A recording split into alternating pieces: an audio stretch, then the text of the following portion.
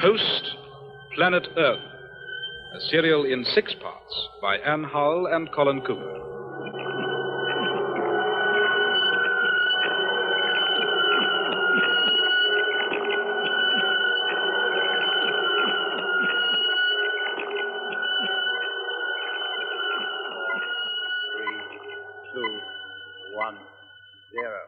Very nice.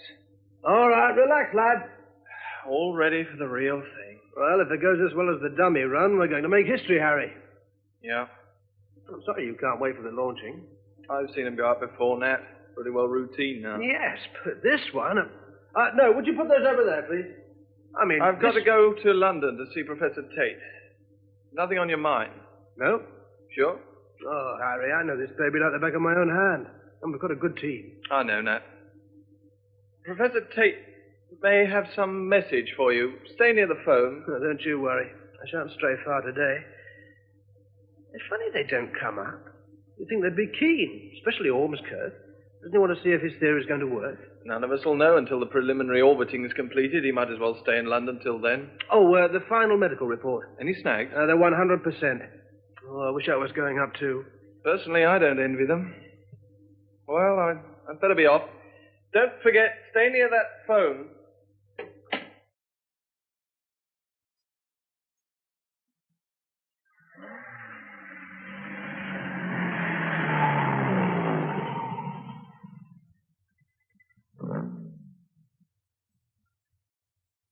Your pass, sir. Here you are. And yours, miss? Mr. Benson, Miss Stewart. Thank you, sir.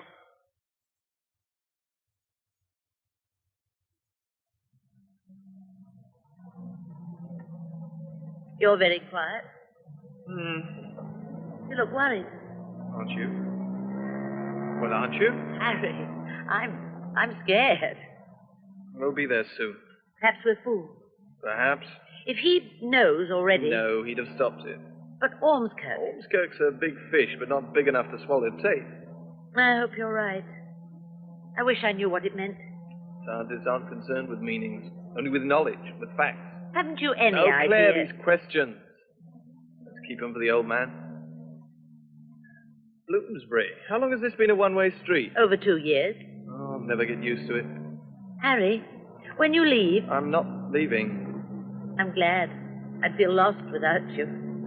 Since it was chiefly on your account that I applied for a transfer, I find that ironic. Oh, Harry, I know how you feel, but... Oh, I don't know. They're all so dedicated. So there should be. You know what I mean. Goodness knows we scientists aren't always the most sociable of people, but there are times when, well, a rocket site can be a lonely place, especially for a woman. For us, too? I'm glad you've changed your mind in spite of everything. I didn't change it. They rejected my application. So I'll have to get used to seeing you around. They've made this a one-way street. You said that before. Did I? Harry, are you all right? What? Are you all right?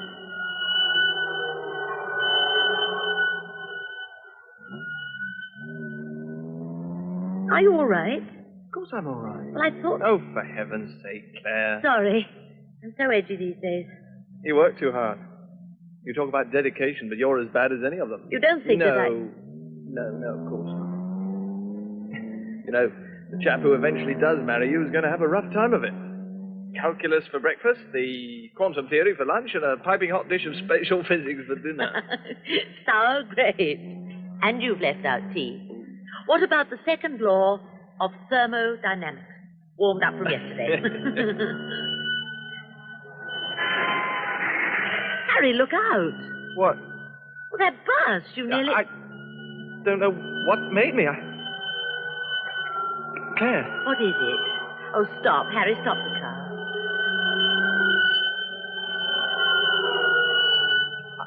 I can't. No!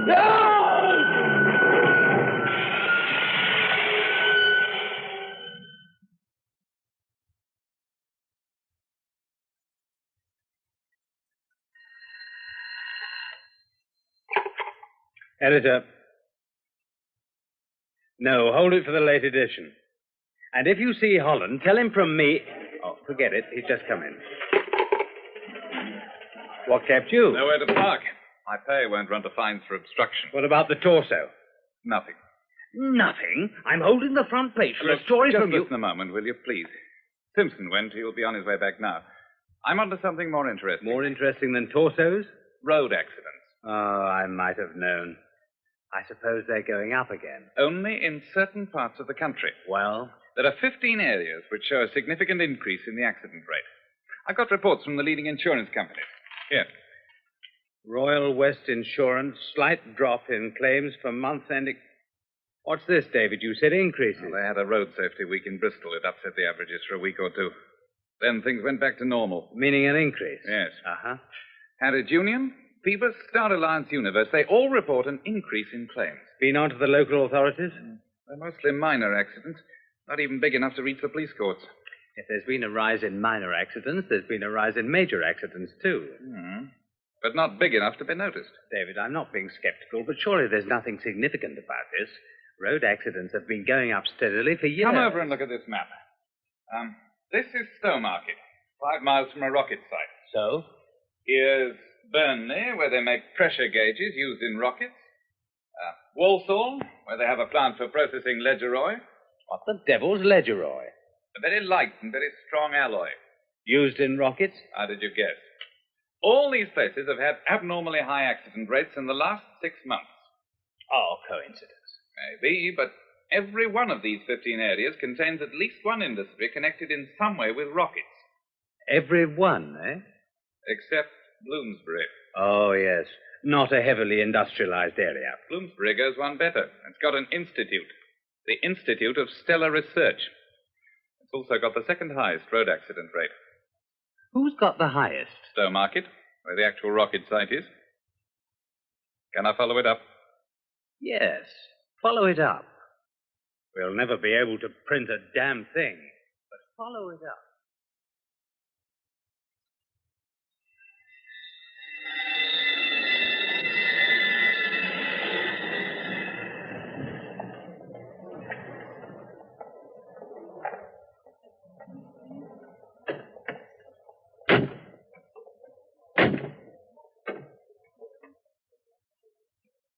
Now then, so what have we got here? Thank goodness you've come. Is he all right? Oh, just give us time, miss. Yeah, well, he's breathing. Doesn't seem too bad. We'll soon have him in hospital. I'll sort him out. Right, now, easy now. Easy. What happened? Oh, don't bother us now, mate. Was it an accident? Look, there's a copper over there. You ask him. We've got our hands full. Mind them steps, Bob. Didn't happen to witness it, did you, Sub? No, I didn't. Pity, we never get enough witnesses. What happened? Oh, car out of control. Hit a lamppost. They're lucky to be alive. The steering failed? We don't know yet. Looked all right to me. People in it. Who were they? Could you be a relative? Well, I could be, yes. Harold Benson appeared to be driving. Claire Stewart was the passenger. Luckier than he was, not a scratch on her. There must be a reason. Got to be a reason. Oh, it happens every day. Motorists, they're stark mad. Stark raving mad, the lot of them. Not fit to push prams, let alone drive a lethal weapon like a car. Oh, no offense, like, if you're a relative. What do they do? What's their occupation? Scientists of some sort. But if you're not related to either of them... Scientists. What you might call the intellectual type. They're often the worst. Absent-minded. Of course, they could have been working too hard, mental fatigue or something, but... Hey, you can't follow them in there. Harry. Harry. Are you Miss Stewart? Yes, who are you? I'd like you to tell me what happened. Are you a doctor? Not exactly. You're not police? Let's just say that I have an interest in accidents, especially when they involve scientists. What do you mean? Did something happen to this man before the accident? You've no right to ask these questions. The doctor... He's trying to say something. Tape. Got it. Claire, tape. Tape? It's all right, Harry. You're safe. So, tape. You're a relative. No. If you're the press, I must ask you to leave. There's a very good reason why... I can't think of one, and I'm sure that you can't. Now, would you please go? I only want to know what's wrong with him. Suspected concussion, contusions, Possibly a fractured collarbone and maybe one or two cracked ribs into the bargain. Satisfied? Why did it happen? Don't waste my time, man. Go and ask the police. If you want my opinion... I don't think anyone wants your opinion. Now, will you please go away? I'm very busy and you're upsetting my patient. Tate. Professor Tate must get... Professor Tate. Should this interest me? Yes, Professor Tate. It involved two scientists. Indeed. Their names are Claire Stewart and Harold Benson. I didn't know. How are they? Miss Stewart was unhurt. Benson may have concussion, according to the hospital. I'm very sorry to hear it. What is your interest in the matter? I'm investigating road accidents in certain areas. And how did this particular accident happen? No one knows. The car just went out of control. Benson's driving was never in the highest class, I seem to remember. Did I say he was driving? I naturally assumed. Professor Tate, I'd like to ask this question. Are all scientists bad drivers? What do you mean? Well, I've been looking at some figures. The accident rate among scientists is 3 times the national average. Isn't that rather high? Oh, you can read many things into statistics. I'll tell you what I read into them. Something's making these accidents happen. Any profession involving a high pressure of work would probably reveal the same sort of picture. Last week, a man, scientist, died in an isolation hospital. Indeed. He, too, had a car accident. He, too, was taken to a general hospital. But while still unconscious, he was transferred to an isolation hospital, where he died. How did you know that? I came across it. I hope you aren't going to publish it. Any reason why I shouldn't? Mr. Holland, you obviously know more about this affair than I had suspected. I'm going to tell you something in the strictest confidence. Will you respect that confidence? Of course. Well, then. For some time, a mysterious illness has been attacking our people. Not all of them, but some. Too many. It strikes very suddenly, without warning. Recovery is usually complete and takes place within a few minutes. Unfortunately, some cases, like Benson's, take longer. And some don't recover at all. We don't think it's infectious, and it's certainly not radiation. We're working on the theory that some unidentified toxin is affecting an enzyme in the brain. According to my information, this began 6 months ago. It only involves people working on space projects. What's the connection? I've told you all I know. Then can I consider myself free to speculate on the dangers of rocket research? In print? You put me in an impossible position. Very well, I'll be frank with you. 6 months ago, an important discovery was made, one that concerned rockets, a revolutionary discovery. I must ask you to make no mention of this to anyone. I cannot overstress the importance of maintaining secrecy for the time being. 6 months ago. Coinciding with the beginning of the sickness. So there is a connection. It would seem so. But what? Mr. Holland, if you're able to find a reason, however far-fetched, however improbable, for goodness sake. Sedative, I think, sister. He's very restless. Phenobarb, 200 milligrams. Yes, we'll see if that does the trick. You know, you should rest, Miss Stewart. I must stay with him. Don't you think it would be better... Please, Doctor. Very well. But you may not be helping him as much as you think. He's going to be all right, isn't he? Yes, the X-ray show there's nothing broken. Bruises are only superficial. It's only a question of keeping a constant vigil over him for risk of concussion. Bar the injuries, he's in fine physical condition. Reflexes, pulse, blood pressure, and respiration virtually normal. Well, we always have to watch for concussion and delayed shock. Tell me, was he perhaps a little agitated, nervous before the crash? No, I don't think so. Never mind. Just thought he might have had something worrying him. Here's Nesta with the tools. Would you rather not stay while I inject? I must. I wish some of our students would show such resolution. Roll up his sleeve, sister. No. Now, take it easy, old man. This will make you sleep. Harry. It's all right, Miss Stewart. We're not going to hurt you. But he pulled his arm away. He doesn't want Only to. a routine injection. All right, sister. We'll try again. No, don't. It's only an injection, Harry, to help you relax. Hold him, sister. I'm trying to. Right. No. Good. You rest now. I wish you would do this, Stuart. Dr. Edwards. What? His arm. Look at his arm. Oh, my God. Is it leakage? It can't be. I've never seen a reaction like that before. Have you, Doctor? Yes, it looks like... It's a bite. Bite.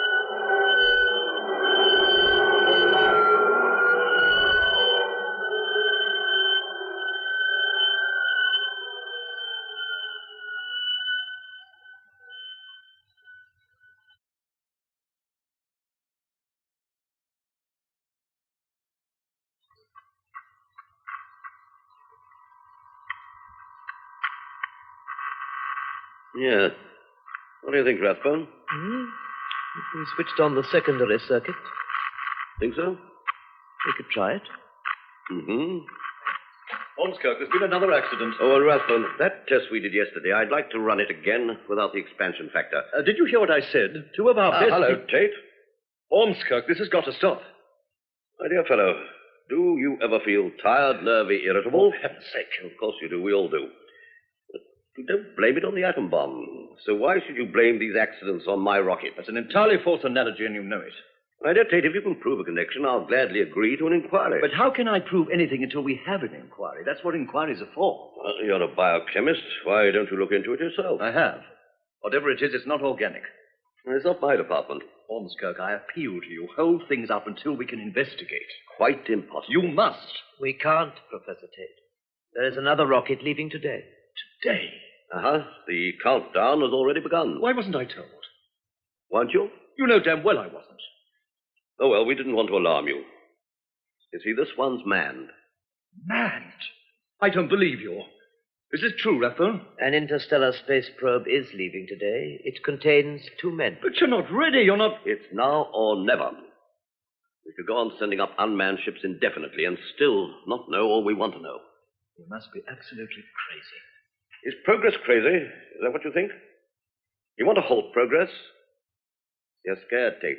Too scared to take a step forward. One tiny step into the unknown. Tell me any advance in science that wasn't. You can't. Well, that's not the point. I've made a discovery. I think it's important. What do you want me to do with it?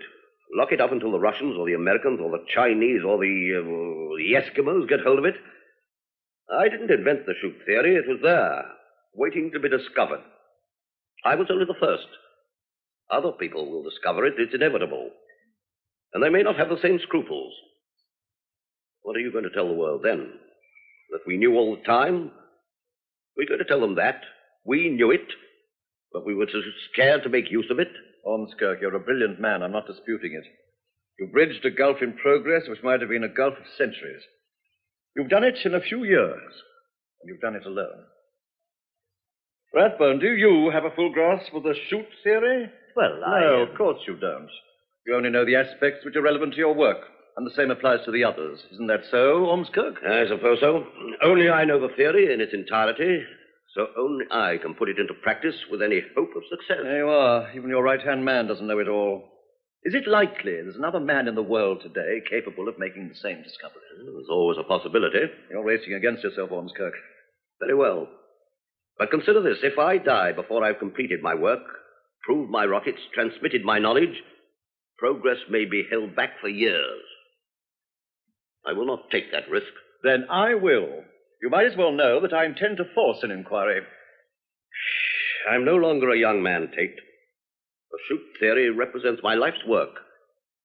I won't be deprived of the ultimate satisfaction. Theory put into practice. I'm sorry, Ormskirk, for your sake, but I must try. You'll make a fool of yourself. Believe me, I hope so. I hope with all my heart that you're right and I'm wrong.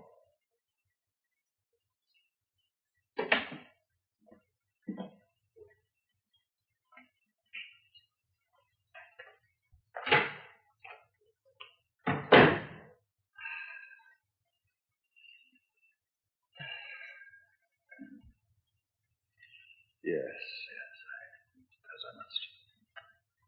Yes. Get me the Home Office as quickly as possible, please. I haven't got an outside line at the moment, sir. Should I call you back? I'll wait. I won't keep you now.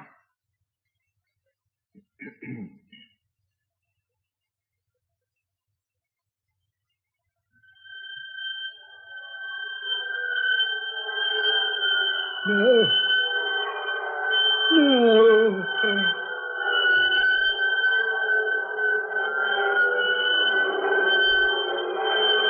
Putting you through now, Professor Tate.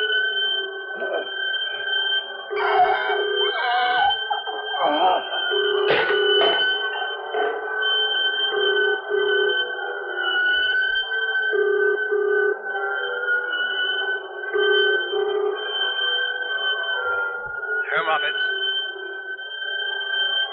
Home Office. Are you there, caller? Caller, can you hear me?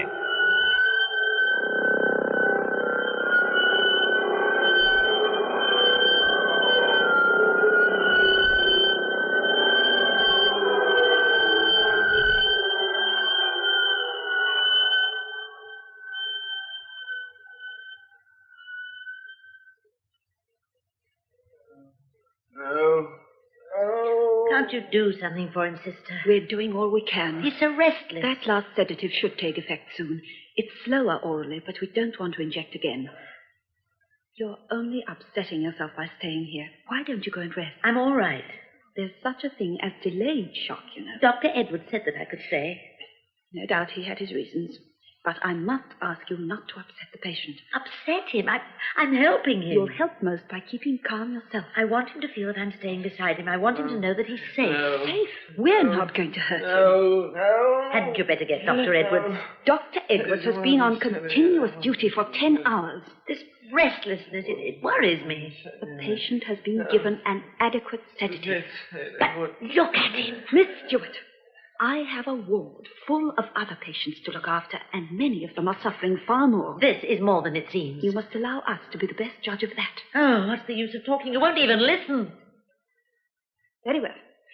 I'll go and find Dr. Edwards. Damn the girl. I was just going off duty. You gave her permission to stay. Wish to God I hadn't. What does she want? She wants to see you. She's not satisfied with anything I tell her. Sister, I'm dead beat. Can't you tell her we're doing all we can? Surely you know what to say to people in these circumstances. If I had my way, she wouldn't be there at all. You'll have to make her understand. I suspect a disturbed mental state beforehand. It may take weeks. I'd rather you spoke to her yourself, Doctor. All right, I'll come along. The sedative hasn't had any effect whatever. Yes, it's a bit of a problem not being able to inject. Come in. Oh, it's you again. Any chance of seeing Harold Benson? Visiting hours are over. I'm sorry to be a nuisance. It's very important. His condition is unchanged. I've nothing to add. Give me a break, Doc. There's something I don't understand.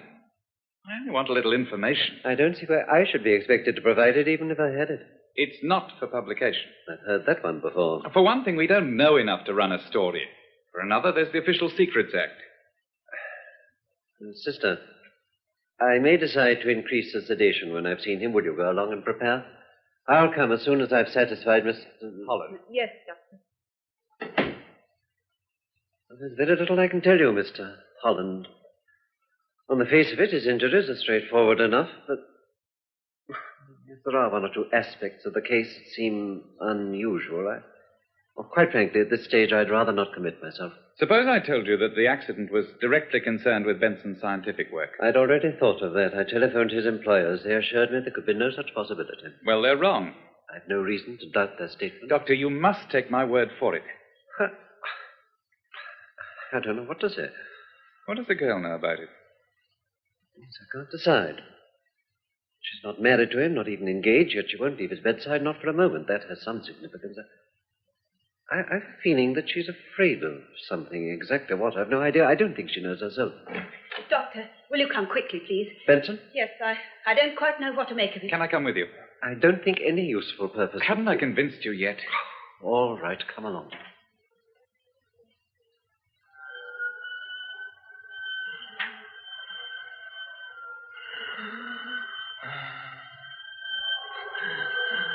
Harry, it's all right. Oh, thank goodness you've come. No, I won't. What are you trying to tell us? If you don't mind, Mr. Holland, Pulse. Very much what we might expect. Eyes, all right? Yeah. Can you hear? Hear what, Harry?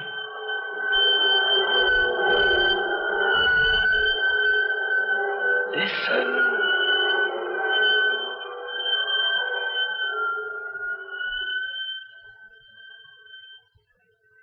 Claire.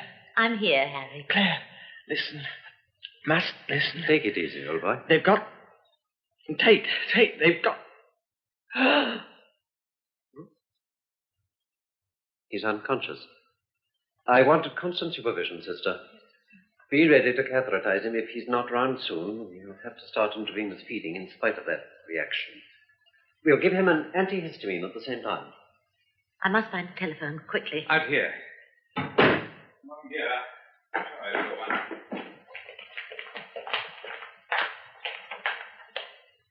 Ah, here it is. Oh, thank you. It is rather private. I was with Professor Tate an hour ago. I don't quite know where you come into this. Let me explain later.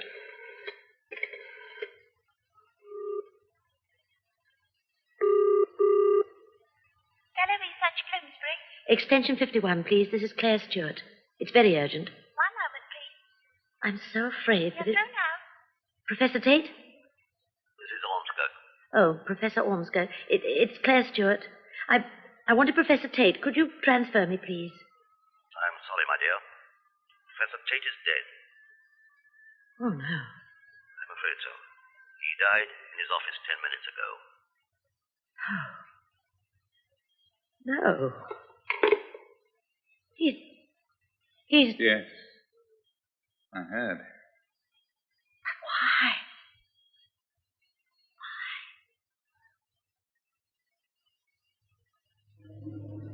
17, 16, 15, 14, 13, 12. Keep your fingers crossed. 11, 10, 9, 8.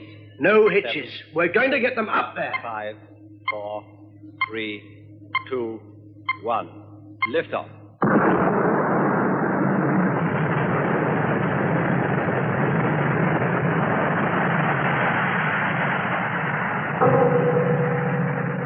Host Planet Earth was written by Anne Howell and Colin Cooper and produced by Nesta Payne.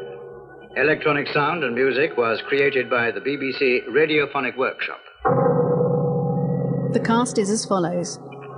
Harold Benson was played by Ian Thompson, Claire Stewart, Brenda Bruce, Professor Tate, Rolf Lefevre, Professor Ormskirk, Clive Morton, David Holland, Alexander John, Rathbone, Timothy Bateson, Dr. Edwards, Heron Carvick, Sister, Beth Boyd, Nat Blackley, Nigel Anthony, Editor, Anthony Vickers, and Policeman, Preston Lockwood.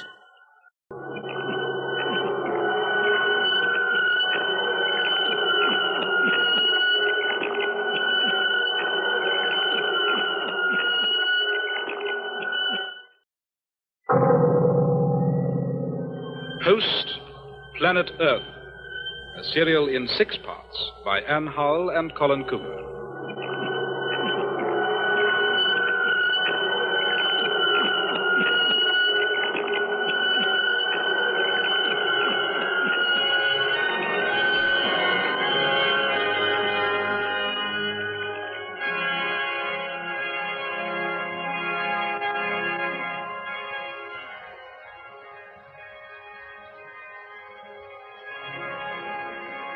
That's Tate neatly packed off.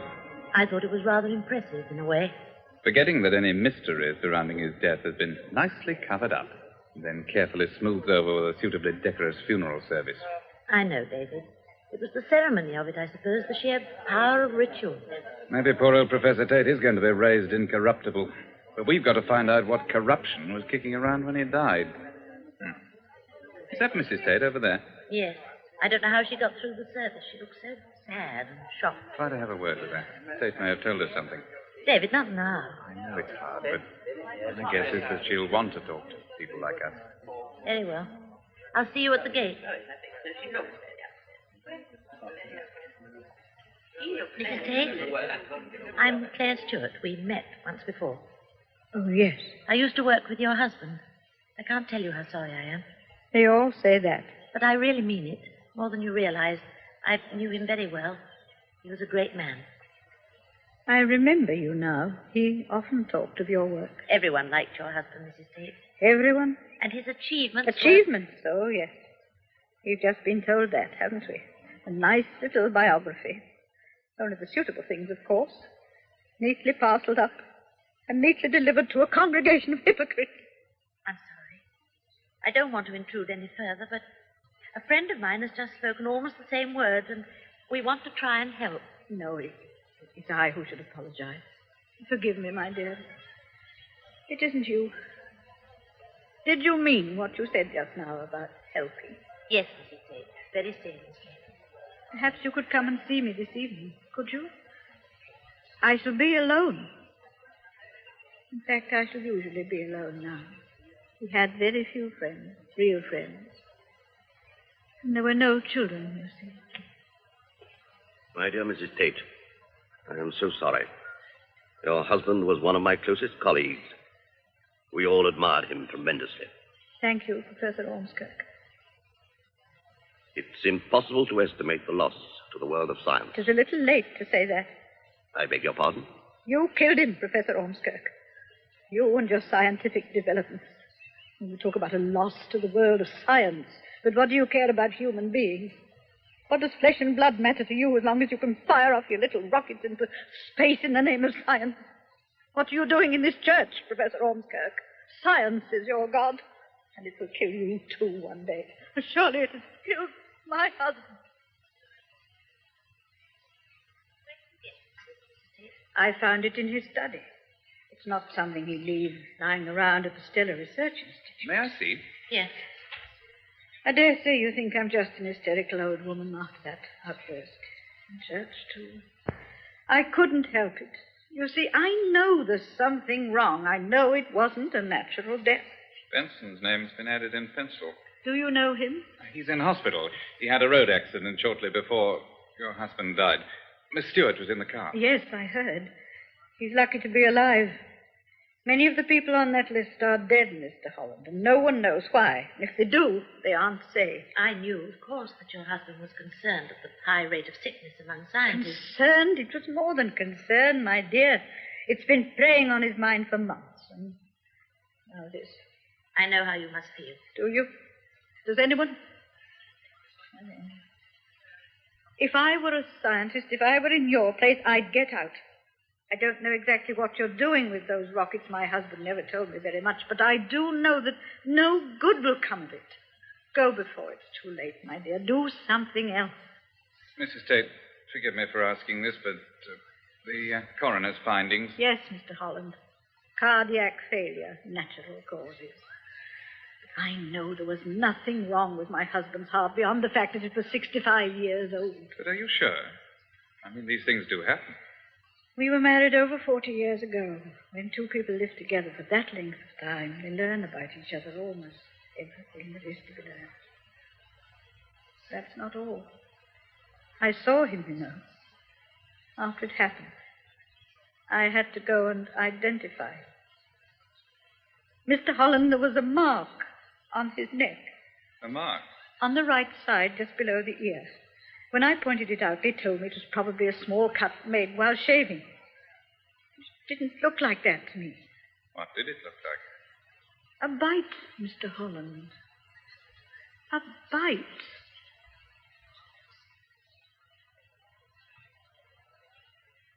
But how could it be a bite? Don't ask me. You're the scientist. All I know is that the mark on Benson looked like a bite. A large, swollen mark that could have been made by an insect or a small animal. Talk sense, David. Benson was having an injection in hospital, and Professor Tate was making a phone call in his office. What could possibly have bitten them? No, it must be something to do with the fuel. Some toxic reaction we hadn't anticipated. Don't you test things like fuel beforehand? Oh, for short-term effect, yes. Not for long-term. That takes time. Too much time. And, of course, Professor Ormskirk's in a hurry, isn't he? Every reasonable precaution was taken. All the same, it could be that. Some accumulation building up in the system undetected until suddenly this happens. He said Tate. What? Benson. Remember? He said they've got Tate before he collapsed. It doesn't seem to fit in with fuel poisoning. The medical men can't seem to see beyond some sort of nervous crisis triggered off by his accident.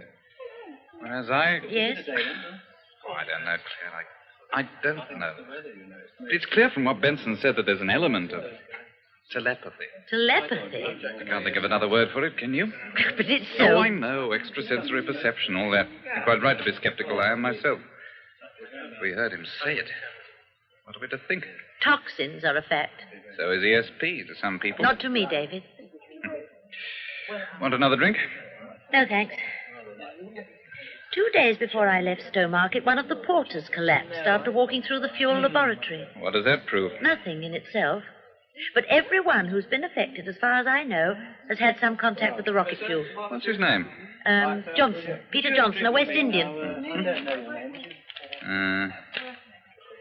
No, he's not on Tate's list. He should be. Well, he's not. Have a look.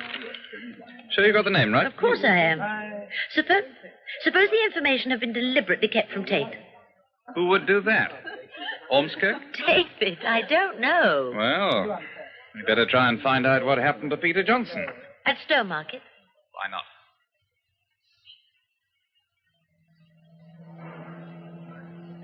I'll try the personnel office first.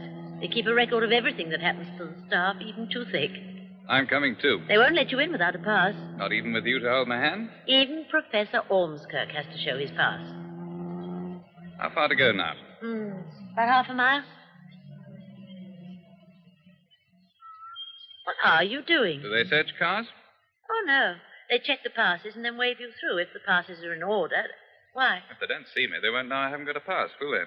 I suppose you could hide in the boot. Can you drive? Yes. Good. You can lock me in the boot.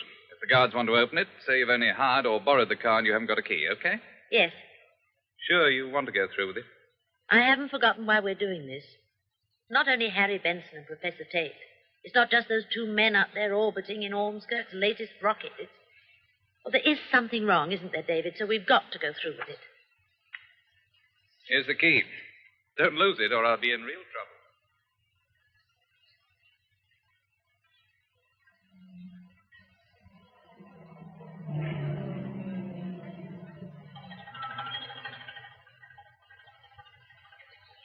Evening, Miss Stewart. May I see your pass, please? Good evening. Spot of overtime? Unpaid, I'm afraid. Well, I dare say you find the work interesting for its own sake, miss. Oh, yes, I do. Thank you, Miss Stewart. All in order. Thank you. That a new car, miss? Yes. I thought I hadn't seen it before. Good cars they are. All right for touring abroad if you like that sort of thing. Plenty of room in the boot. Yes, there is. Well, excuse me, I must be going. Of course, miss. Good night, miss.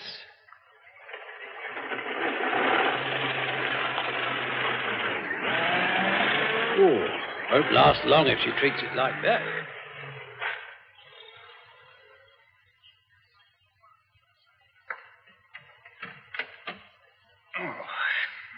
That's better. A lot of chat in the gate, wasn't there? I couldn't help it. He would go on. Plenty of room in the boot, eh? He wants to try it sometime. Well, we got through. So much for checks. Where's the personnel office? Over here. It'll be empty. The clerical staff never work late. Now, wait a moment. We want the torch and the screwdriver, I think, might come in useful. Oh, we better get inside before the security patrol comes along. Okay, lead the way. Well, that seems to be it. 3 filing cabinets and not a Johnson amongst them. Well, there must be something. What's in here? One desk only. Personnel officer himself. Herself. It's a woman. Perhaps she keeps a secret file. Not much in this drawer. Rubber bands, box of paper clips. If it's a secret file, you won't find it in unlocked drawers. I know. There might be a key. Oh, this door's locked. Take the torch. What are you going to do? Force it open with luck. Oh, try not to damage it. This isn't the time to worry about a few shillings worth of damage to government property. Can't you do it a bit more quietly? I don't think so. Pretty tough wood. Can't you hold the torch still? I'm doing my best. Sorry, a bit on edge. Coming, I think. What? I thought I had. Patrol. Turn the torch off. Keep quiet.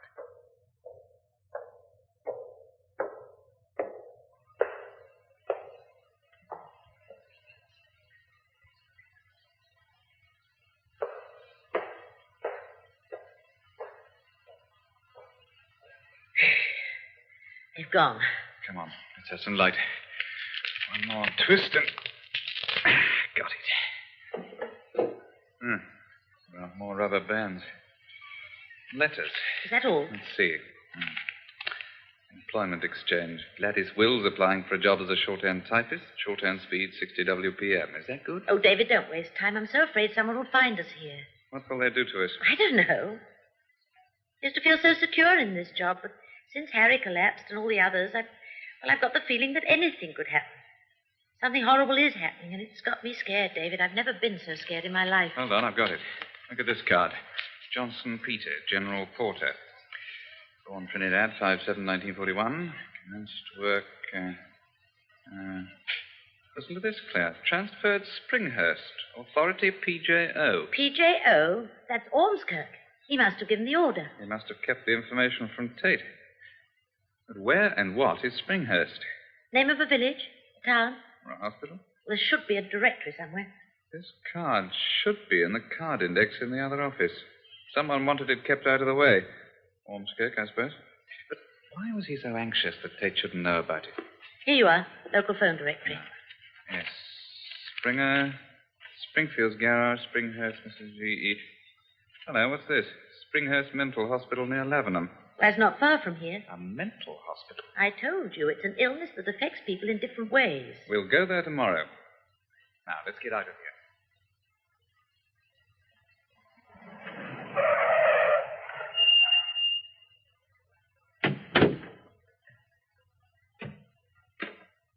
Nice-looking house. Oh, I hate these places. But it's so pleasant. Trees, birds, restful. What more could anyone want? To be cured. Revolving door, too. Touch of luxury about this place. Wonder who's paying. Good morning. Can I help you? Good morning. We'd like to see Mr. Peter Johnson. I'm afraid if you're not relatives... Oh, but we are. We're friends. Close friends. I'll tell Dr. Harris. Will you take a seat, please? Phew. I slept up there. I forgot Johnson was a West Indian. What are we going to tell him? Dr. Harris. If he sees us. He'll see us. How do you know? I would if I were in his place. The point is, will he let us see Johnson? Believe me, I'm not unsympathetic, but I'm afraid it's out of the question. Quite out of the question. We've come a long way, Dr. Harris. I wish you'd taken the precaution of telephoning beforehand, as you'd have saved yourselves the journey. I'm sorry, Mr. Holland, but it's our rule that only relatives may be allowed to visit patients unless the circumstances demand otherwise. Peter hasn't any relatives to visit him. Oh? I understood there was a brother. Has he been here? As it happens, no. In that case... I'm sorry, Mr. Holland. You've not convinced me that the circumstances are in any way exceptional. I'm afraid you can't see it. Dr. Harris, we've come from the Institute of Stellar Research. It is vitally important that we see Peter Johnson. My dear young lady, why didn't you say so before? Did Ormskirk send you, Professor Ormskirk? Some more research has to be done. Oh, quite. Though there's nothing new to report, I'm afraid. His condition is unchanged. Unchanged? There's been no improvement. I see. I don't know what you people are playing at over there, but the patient's condition is entirely beyond comprehension. To me, at any rate. Do you think the fuel toxicity... No, out of the question. I hoped you might be going to suggest something new. Johnson was never in the fuel laboratory. Sonic vibration, maybe. Dr. Harris, we do have a theory, perhaps not so far from what you've just mentioned. We can't say more at present, but we must see the patient. This secrecy. I know it's an important government project, top secret and so forth, so I mustn't ask too many questions, must I? All right, never mind. Yes, you can see the patient if you think you've got a solution to the mystery. There's obviously not much we can do for this poor chap at present, bar give him the best possible care and attention, the very best. Well, you'd better come with me. Peter Johnson. Do you think he can hear us? As you see, he doesn't appear to be unconscious. His eyes are open, he seems wide awake, but he doesn't respond to any normal stimulus. An advanced catatonic condition so far unexplained. Peter Johnson, can you hear me? Peter Johnson. You see, not a flicker. Let me try. I cannot permit any further disturbances. You've seen him, and you know that his condition has shown no improvement. I think we'd better leave it at that. But we've got to know more. I can only say I share your desire for enlightenment, Mr. Holland. There are so many things about this case for which it's impossible to find any rational explanation. The EEG, that is the encephalograph tracings, for example, I'd give 10 years of my life to know what they mean. You've seen them, no doubt. Well, we didn't, at least. Professor Ormskirk certainly received them. He sent an acknowledgement. You have come from Professor Ormskirk, haven't you? What did you make of the tracings, Doctor? I'm really not qualified to give an opinion. What was the opinion of your experts, then? If Ormskirk sent you, you ought to know. The EEG tracings have gone to your institute. They were accompanied by a report which made the position as clear as we were able. Did Ormskirk send you? I must say it seems highly irregular. I had no notification that you were coming, not a word. Isn't it also irregular to send EEG tracings to anyone who happens to ask for them? Who are you? I don't believe you're from the institute. Who are you? Dr. Harris, this is my security pass card. I'm one of Professor Ormskirk's chief assistants. Oh. Now, please tell us just one more thing. After all, you're a doctor. You certainly care more about your patient's well-being than politics between physicists. Professor Ormskirk's a very busy man. He doesn't always follow every single problem.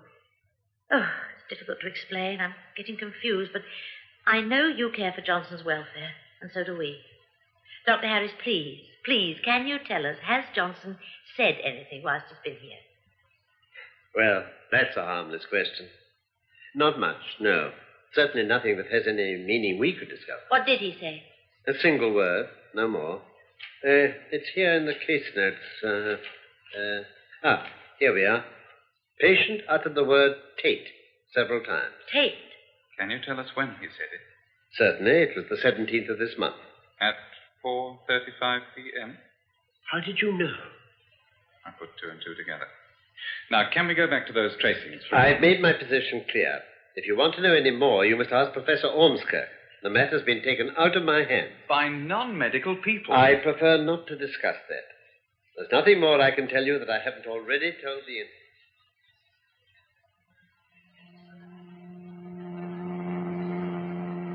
Sick West Indian in a mental hospital. A dead professor of biochemistry. Harry Benson. And something that connects all three. Still think it's the fuel? Not now. It's the element of... Say it, Claire. Telepathy. Oh, I wish I understood. Why was he so cagey about the encephalograph tracings? It was more than professional caution. There's something very odd about the state of Johnson's mind. We'll never get those tracings out of Ormskirk. David, I've got an idea. I could do with a few. What about Harry Benson? What about him? Of course. Get his EEG. But would they allow it? You'd have to repeat your famous performance. What performance? Getting round the medical profession. Oh, that. I've got a feeling it's not going to be so easy this time. We've got to try, David. We haven't a hope of getting hold of Peter Johnson's tracing, so it's our only chance. What do you think it's going to tell us? I can't imagine. Can you? Shall we go straight there? Why not? And if he says no? He's got to say yes. He's got to. No, I don't risk it. But even I know that an EEG is harmless. I agree. But at this stage, it can serve no useful purpose, and I don't want him moved. But this is vital, and it may help him, even if only indirectly. Miss Stewart, I'd like to cooperate with you. But in Benson's present condition, indirect help isn't enough. It's difficult enough to help him directly. Keeping him sedated presents enormous difficulties. Why? For one thing, we can't inject. Because the needle bit him. Oh, please. Hysteria can cause all sorts of strange reactions. But it was you who said it was a bite. It looked like one, I agree, but it couldn't be. All right. Let's agree it was an injection reaction. But the second point. The moment Tate was dying, Benson called out his name. Benson and Miss Stewart were going to see Tate. Professor Tate was bound to be on his mind. And the bite on Tate's neck? We've been through all this. Don't you see? You're all looking for something. You, Miss Stewart, Professor Tate's wife, you're making things fit. Even the West Indian? He could have known about Tate crossing Ormskirk. Would that make him cry out Tate's name at the same time as Benson and when Tate was dying? I'm stuck. I don't know what to say. We must know. We've got to try and prevent it happening to other people. I'm only a doctor. My first responsibility is to my individual patient. Why must you ask me? Because the Stellar Research Institute have refused to reveal anything about this man Johnson's brain tracing. Well, they must have some good reason. Give me one. The rule that requires a medical practitioner to keep silent about his patients. But they aren't medical practitioners. You're inviting me into a conspiracy and you don't really know why you're in it yourselves. I'll let you see, Benson. I'll even help your inquiries, but I daren't disturb him. I thought you said he was in a coma. I'd be more correct to say that he's semi-comatose. Occasionally he mutters things, nothing coherent, before you ask. Nothing at all. Well, he did say one intelligible word this morning, two, in fact. Sister was most impressed. What did he say? He asked Sister for a drink. At least that was how she interpreted it. He asked for a drink? Well, not in so many words. He said, thirst, then spring, then thirst again. Incidentally, he didn't actually say it. It was more of a shout. And do you think this meant he wanted a drink of water? I agree. It's not exactly explicit, unfortunately. By the time Sister had brought the glass of water, poor Benson had relapsed back into his coma, so I don't suppose we shall ever know. Apart from that, he's uttered no intelligible words at all. I'd like to put it to you, Doctor, that what he was saying was not, as Sister thought, spring thirst, but Springhurst. Why should he say that? Is it possible? I suppose so, but I really don't see any reason. Dr. Edwards, we haven't yet told you the name of the mental hospital we visited this morning. It was Springhurst. Now do you understand why Benson might have said it? It's uncanny. Tell me, is Benson acquainted with this West Indian? He may know of him. He certainly didn't know that he'd been sent to Springhurst Mental Hospital. You're quite sure? He'd have told me. Strange case. May need strange medicine. I don't want to move Benson, but... Well, it does look as if there might be something in what you say. If it's not telepathy, what is it? Find another word. All right. You've convinced me. Congratulations. Hello? Will you get me the EEG department, please? I want to speak to Dr. Kellaway. Thank you. Semi-comatose. That'll affect the tracings, of course. All the same, well, the fact is, Kellaway, I don't think things are quite what they seem. They seldom are. But what's all the mystery, Matthew? Why don't you want my technician to be present? I think it's better to restrict the number of people present to as few as possible. I suspect you'd have done without me, too, if you could. That's about it. Emergency method. Well, you'll have to give me a hand. I hope you can remember what to do. Your two friends, they're not medical, I take it? No. Sort of a scientists. Harry, it's okay. All right, Miss Stewart. I'm depending on you to keep him calm. And everybody else, please say as little as possible. Can we get on? I'm ready. Remember how to fit the electrodes, Matthew? Yes. No. Harry, it's to help you. Those little gadgets the Dr. Edwards is attaching to the patient's head, they're the electrodes. The activity of the brain is recorded in the form of an electrical impulse. Look at these tracings. You can see the sort of pattern we can expect to get. A flattening out of the waveform shows increased mental activity. No. Trouble, Matthew? He's resisting. Here, let me... We can't go on with this. We must. He's resisting as if his very life... You must go on. No, get away. Move, Claire. Let me have a go. No. Benson, try. Get away from him. We've got to get him out quickly. Kellaway, sedation. No. Listen. Try. Hands. David, take his hands. Okay, Benson. I'm here. Hold on. We must give him a sedative. Can't you see? He's fighting his own resistance. Get on with it before he breaks. Quick. Stay. Go on, Kellaway. Press that button. Right, the impulse has come out of that roll of paper. Collect it, Miss Stewart. What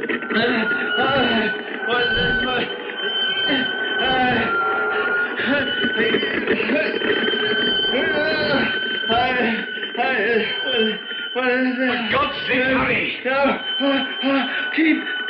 Try. We can't go on. We've got to get more. Miss Stewart, press that button when I say press. Right. Press.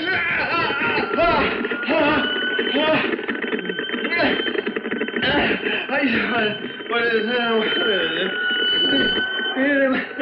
Kellaway, this is harming my patient. Stop.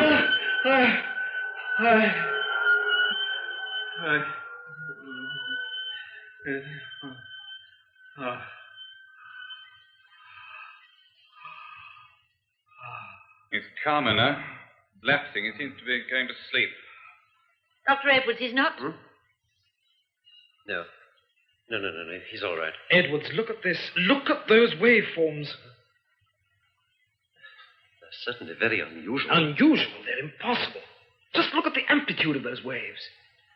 What's this patient's history? I must admit, Oh, but it is impossible. There must be some rational explanation.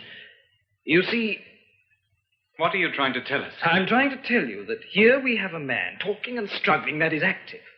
And yet the waveforms, instead of growing smaller, have become gigantic, monstrous. Anyway, they don't conform. Don't conform to what? To any known pattern of the human brain. In God's name, man, do you realize what you're saying? Yes, Matthew, I do. But what is it? I don't know. I only know what it isn't. But the impulses are coming from his brain. This is a man, an ordinary human being. Look, I admit that these impulses have come from this patient. I don't deny that they could have been transmitted by a brain, and that the brain may be his brain. But I will swear on oath, if necessary, that it is not a human brain. Host Planet Earth was written by Anne Howell and Colin Cooper and produced by Nesta Payne. Electronic sound and music was created by the BBC Radiophonic Workshop. The cast is as follows. David Holland was played by Alexander John, Claire Stewart, Brenda Bruce, Mrs. Tate, Marjorie Westbury, Professor Ormskirk, Clive Morton, Dr. Edwards, Heron Carvick, Dr. Harries, Carlton Hobbs, Dr. Kellaway, Douglas Hankin, Guard, Preston Lockwood, Receptionist, Rosalind Shanks, and Harold Benson, Ian Thompson.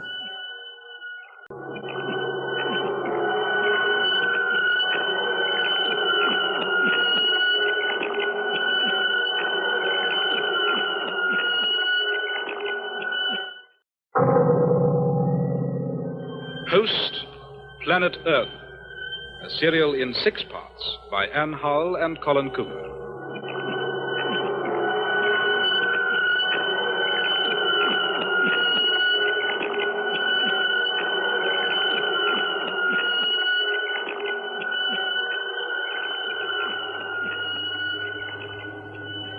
Control to Starfarer, control to Starfarer. Report condition, mental attitude flight-wise, result of visual instrument check, and any other information. Over. Starfarer to control. Visual check carried out, everything okay. Mental attitude, self and co-pilot, one of extreme frustration. Request permission, take action as soon as possible. Or sooner, over. Just what does he mean by that? Well, they've been orbiting a long time. They must be fed up. Mr. Cape and his companions should be reminded that they were chosen for their qualities of patience and endurance. Now, they weren't the only qualities needed. My guess is they're feeling earthbound. I don't want guesses. Ask him what he means. Control to Starfarer. Clarify previous remark, please. Over. Thought you were my friend, Nat. If you'd seen the dawn come up like thunder out across the Pacific as many times as we've seen it this week, you'd want to change, too. Remind the Master that ours isn't the only planet in the universe. Over. Now, let me speak to him. Control to Starfarer. This is Ormskirk. If you don't feel up to the job, say so at once, and we'll bring you down before we begin stage 2. Over. Starfarer to control. Sorry, sir. Didn't know you were there. Over. Damn fool. Listen, Cape. You're not alone up there. You can't even hiccup without half a dozen machines recording it. Kindly remember that you are still under close observation. Over. Starfarer to control. Apology. Confirm awaiting stage 2 with eagerness. No complaints. Both fit as fiddles and straining at the leash. Hope it's going to be soon. Over. Fit as fiddles. Cape's language isn't exactly scientific. Well, it doesn't have to be. The instruments are telling us all we need to know. You could give them a quick word of encouragement, Chief. They would appreciate it. Yes, of course. Control to Starfarer. You are both doing splendidly. My hopes and the best wishes of everyone here go with you. Over. Starfarer to control. Thanks, Chief. That means a lot. Good night from us till 0200 hours. Over and out. Control to Starfarer. Good night to you. Good morning to us. Over and out. Good. Well, now, let's have a look at that medical. Yes, here we are. Mm-hmm. No, nothing to worry about there. Yes, Rathbone? Miss Stewart is here. She knows I'm not to be disturbed when I'm in the control room. I'll send her away. Can I speak to her, Professor? Oh, very well, but don't be too long. I won't. Rathbone, I want that radar screen watched continuously night and day by at least one pair of eyes. That clear? I'll see to it. I also want a line kept open to Jodrell Bank. I don't anticipate any difficulty there. Let me know when it's fixed up. I'm sorry, Professor, but she insists on seeing you. But I'm busy, Nat. All the same, it might be advisable. I'm a bit worried about Claire. She hasn't shown up for 2 or 3 days. She's got something on her mind. She lacks team spirit. She has no enthusiasm for the project. We cannot afford passengers, Professor. It's not as simple as that. She thinks that what we're doing is dangerous. Dangerous? She claims to have evidence. I think we ought to hear what she has to say. Heavens, Claire, you call that evidence? I know it sounds improbable, but there is a telepathic link between these people.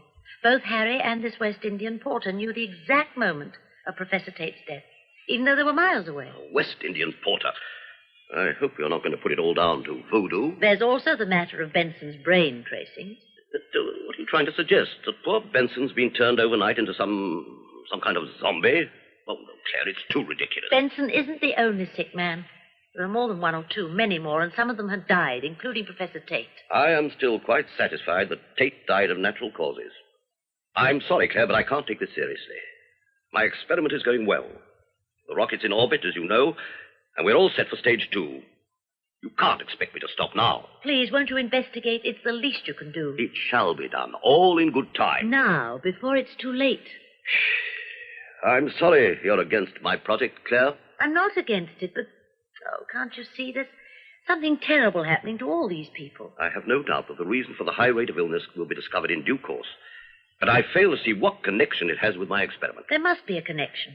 I'm quite sure there's some simple, rational explanation. An explanation can be so simple and so rational that no one dare look it in the face. My dear, I know you've been grossly overworked on this project. Oh, we all have. It goes with the job, I'm afraid. But now that your part in it is largely completed, why don't you take a week or 2 off? Oh, for heaven's A spot of unofficial leave. I could do with a bit myself, but I'm still needed. Unfortunate, but there it is. Well, what do you say? Professor Ormskirk, if you go through with this project, you may be causing the deaths of innocent people. Hysteria. Pure hysteria. Rathbone? Yes, Professor? The press release. It's being typed now. Cancel it. Cancel it? I have decided that any public knowledge of our experiment would be inadvisable at present. We weren't going to tell them very much. We are going to tell them even less. In a word, nothing. But, Professor Ormskirk... It will not be in the national interests. There is the rest of the world to be considered. This is knowledge that should be shared, Professor. When it becomes knowledge, and not merely the fantasy of a possibly crazy old man, then I shall share it. Until then, the world can wait. It won't hurt them. I had to wait long enough. I think the man must be mad. No, sane, but dedicated. You can bet too dedicated. Doesn't seem to do him any harm. It's the undedicated ones who seem to suffer most, whereas people like Ormskirk and Rathbone and Nat Blakey never seem to get ill. Claire, stop. Do you realize what you're saying? What? You're saying that scientists who are really dedicated to Ormskirk's project don't get this mysterious illness. Not necessarily. No one could have been more dedicated to it than Professor Tate, but... Oh, David. Exactly. Tate developed doubts, and he died. Benson was on his way to see Tate. Look what happened to him. So whatever's causing the sickness is choosing its victims. It could be. Well, the dedicated boys like Ormskirk and Rathbone and Blakey never get harmed. Why? Because it can't touch them or because it doesn't want to? David, what does it mean? Is there anyone on that list of sick people you could call truly dedicated? Anyone in the Ormskirk class? No, not one. Ah. Fair deduction might be that it's picking out the indifferent, the uncommitted, the people who don't care, as well as those who are actively against Ormskirk's experiment. But I was with Harry when he collapsed. Why him and not me? I felt just as strongly about it. Perhaps you're immune. Well, why should I be? There's nothing special about me. Nothing that makes me basically different. I'm 27. I'm a scientist. I've have a widowed mother in Scotland and a twin sister in Canada. It's all quite ordinary. It could be something very obscure, something to do with brain patterns, something very simple. For instance, you're left-handed, aren't you? That's not very unusual. No, I'm left-handed, too. Well, so are thousands of other people. It's still different enough to be remarked on. Yes, but not in any important sense. Oh, David, I don't know. Sometimes I feel so unsure of myself. It's not easy to hold on to your beliefs when you feel that everyone else... Not quite everyone. Without you, I don't know what I would have done. You'd have managed. You're that kind of person. You don't know me very well. I thought I did. We haven't had time, have we? We could make the time. Could we? I don't see why not. I'll remind you. You won't have to. Promise me one thing, David. If anything happens to me, you won't blame me. Happens to. Well, if I become like Harry Benson, dehumanized, a human body driven by an alien mind. Would it be your fault? I don't know. That's what worries me. I promise. Thanks. Listen, Claire, I don't know who or what has done this to Harry Benson, but I'll tell you this. No one's going to brainwash me if I can help it. Nor me. Right, we'll make a pact. No brainwashing under any circumstances. Yet, our theory's right. We're obvious targets. We've made a few discoveries between us, haven't we? Telepathy business, the accident rate. Strange that more people haven't spotted it, but there it is. The only thing the inhabitants of Suffolk seem to have noticed is the noise from the testing range. It must be air splitting. I'd be up in arms if I lived there. Oh, they were. They sent a deputation in protest. Who did? A little village called Stratton near Stowmarket. Considering the size of the place, it was quite a big deputation. You know, banners, placards, the lot. The rector led the way together with the schoolmaster. What happened? They registered their protest, then went home quietly. Was the noise reduced? No, quite the reverse, if anything. Did they demonstrate again? No. I would have. Well, they didn't. You know what I'm thinking? You're thinking we ought to go to Stratton to find out why the villagers were so easily satisfied. Satisfied or brainwashed? Yes, let's go there.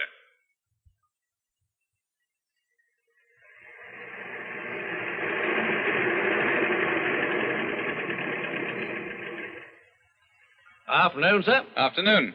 2 super, please. 2 super. Was he on the deputation? I don't know. Remember any names? Rector? School teacher? The rector's name was Hemming. The school teacher, I'm not sure. Roberts or Richards, something like that.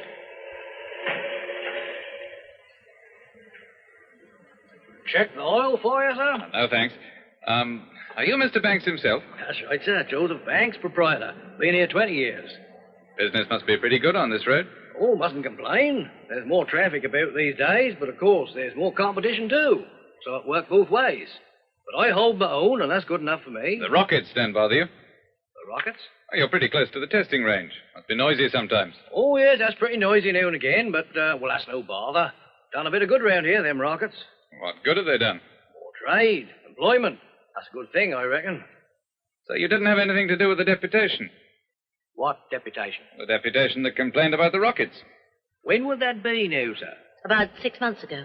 I don't remember it. It was a big deputation. Practically the whole village took part. It was led by the rector. Maybe you got the wrong village. This isn't the only place round here. The deputation came from Stratton, and that's Stratton down the road. Oh, I reckon you got hold of the wrong end of the stick. Well, weren't us. We got nothing against the rockets. Like I said before, that's a good thing for all of us. I'd like to make a phone call, please. You can't. Sorry, miss, that's out of order. Can I try? It is rather important. Well, that's no good if it's out of order. Been waiting for the post office engineer to call. Can't do a thing till he come. Hey, hold hard. Where are you going? I think you'd better check the oil after all. What? The oil. Please check it. She never ought to done that. You should have stopped her. I said that was out of order, didn't I? Why didn't you stop her? Are you going to check my oil?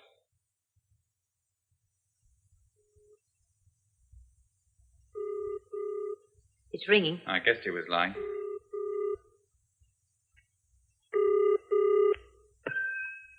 Hello? Mrs. Hemming? Yes? Could I speak to the rector? It's about the deputation he led. You know, about the rockets. Who are you?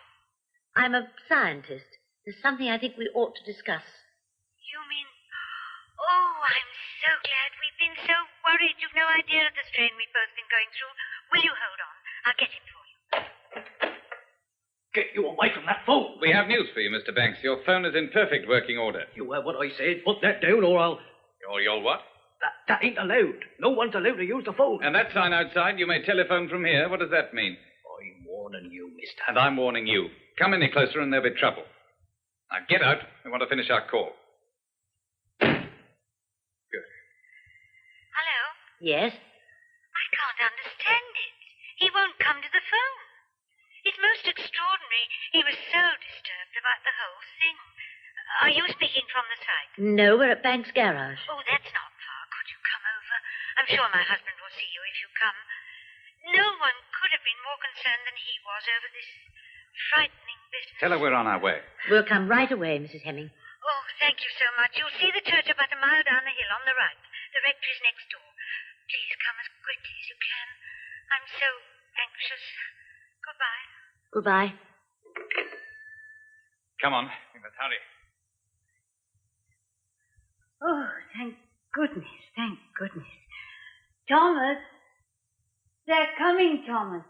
The scientists. They'll be here in a few minutes. At last, Thomas. At last. Thomas? Oh, Thomas. Thomas. Oh, no. No. I must control myself. Nothing to be afraid of. Resist. Sit down. Here. Bible. They'll be here soon. Oh, hurry. Please, hurry. Open it. Force yourself. Now, read. And the first angel sounded, and there followed hail and fire mingled with blood, and they were cast upon the earth, and the third part of trees was burnt up, and all green grass was oh, Thomas! And the fifth angel sounded, and I saw a star fall from heaven onto the earth, and to him was given the key of the bottomless pit. Oh, rot! All that is not true. It is not true at all. It is not true. Not true, not true. Untrue. Mrs. Hemming, we came as quickly as we could. Well, there was no hurry. But your husband?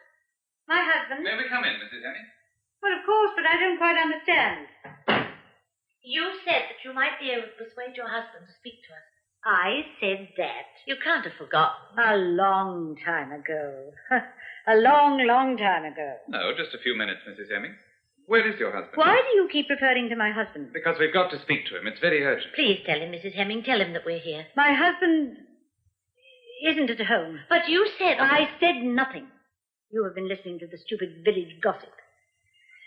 You see, I'm afraid my husband has left me. Left you? Several weeks ago. Well, naturally, I don't like to talk about it if I can avoid it. But you seem determined to drag the painful details of my private life into the glare of daylight. So you're living alone here in the rectory? The church commissioners have been very understanding. I wish I could say the same for other elements. Well, I expect you'd like a cup of tea. Do sit down. Make yourselves at home. I'm looking forward to a nice little chat. Have you seen the church yet? I must take you round. We have some of the finest carved bench ends in the whole country. They're really excellent. I'll put the kettle on. We're too late, aren't we? Whatever it is, it works damn quickly. She's a different woman. Uncanny. Do you think it was because we were on our way to see her? And the rector himself? I've got a feeling he's around somewhere, in spite of his wife's tale of marital woe. This door. I wonder what's in here. Keep away from that door. I'm sorry, but I think I ought to go in. I order you to keep away. David, she's got a knife. Oh, you're hurting my arm. There, go on in. I'll hold her. You're wasting your time. He knows nothing. Go away and leave us in peace. David. What is it there? The rector. He's dead. He's hanged himself. This is your doing. He was a good man. If you hadn't come here, he... Claire, we've got to find that schoolmaster. He's our last chance. But are we going to get a doctor or something? Too late, Claire. Dead. No one can help him now. No one. Come on. We've got no time to waste.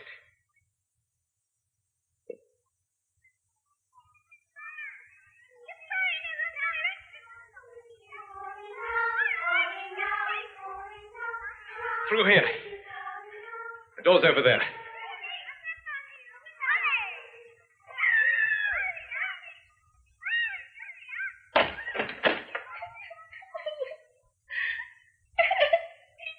Oh, my God, this classroom's in a mess. Hello. What's your name? Rosemary.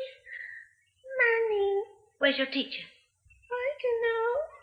Well, when did you see him last? How long ago? Black man come for him. What black man? Someone you know? No. Rosemary, don't cry, dear. Got a hanky? Lend me a handkerchief, David. There. That's better.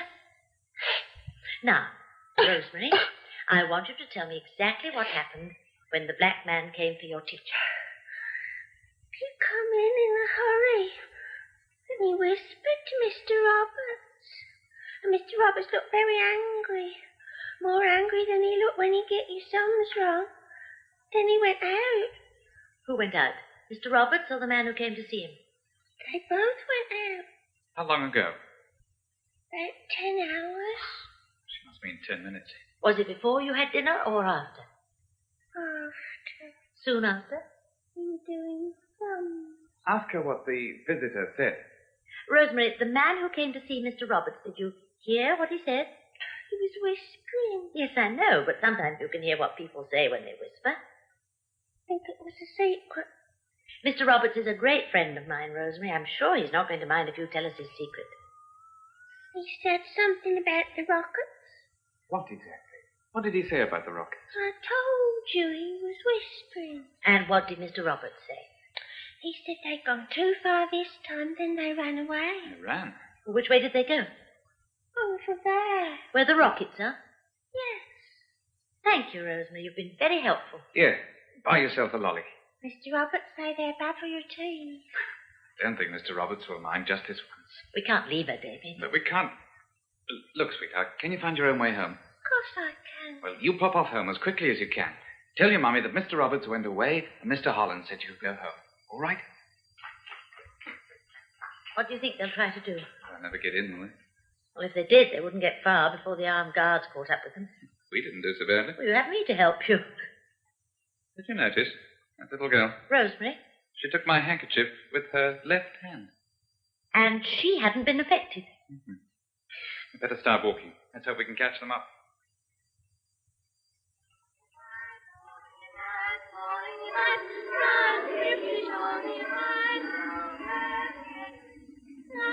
These children.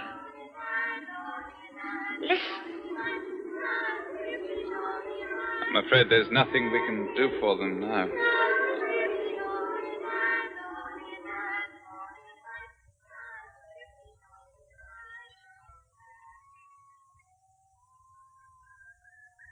Where does this road lead? It follows the perimeter round. To the main gate? Yes. What are you thinking? Trying to put myself in their place. They know something's wrong, but exactly how much do they know? What did this colored man tell Roberts that made them both rush out in such a hurry? Well, he must have told him about Ormskirk's latest experiment. Could it be someone from the base? The only West Indian on the base was that sick porter. Can't be him. All we know for certain is that two men, one of whom was Mr. Roberts, decided that something had to be done and set off in this direction. What did they hope to do? David, look. Over there. What? There's a man lying on the grass. Yes, you're right. It must be him. A school teacher? Yes. He's dead. Oh, David. Claire, he's been shot. The guards? It wouldn't be difficult for them. They aren't very far from the fence. We haven't had much to go on before. Possible heart failure. seeming mental breakdown and apparent suicide. But this is plain murder. It's impossible. Is it? Are you certain that he's dead? There's no doubt at all. But there are marks coming up on his body. How can bites come up on a dead body? 7 minutes to go. Commence audio countdown at 2 minutes. Audio countdown at 2 minutes. Are you nervous, Professor? Nervous? If I weren't sure of my facts, I might be. Not that you can never be 100% sure till you've done it. Don't ask such silly questions, Rathbone. You ought to know better. All the same, it is a big moment. Your whole career has been leading up to this. Tomorrow, you will be as famous as Galileo. For God's sake. If it works. Mr. Blakey, I strongly advise you to keep your eyes fixed on that radar screen. We don't want to lose track of our ship before it goes out of orbit, do we? Oh, I'm so sorry, Mr. Rathbone. I fail to see... Shut up, Rathbone. What do you mean, that, if it works? Hardly the time to show lack of confidence, I should have thought. Oh, you know what I mean, Chief. I don't think I do. Well, you remember what Claire Stewart was saying. Uninformed speculation. I'm surprised at you, Nat. There might be something in it. That brain tracing they got from poor Harry Benson, for instance. Oh, what about it? Now, you've kind of forgotten. They said it didn't conform to any human pattern. Whatever Harry Benson was, he was a fine physicist. I'd give a job to the Loch Ness Monster if it had the necessary qualifications.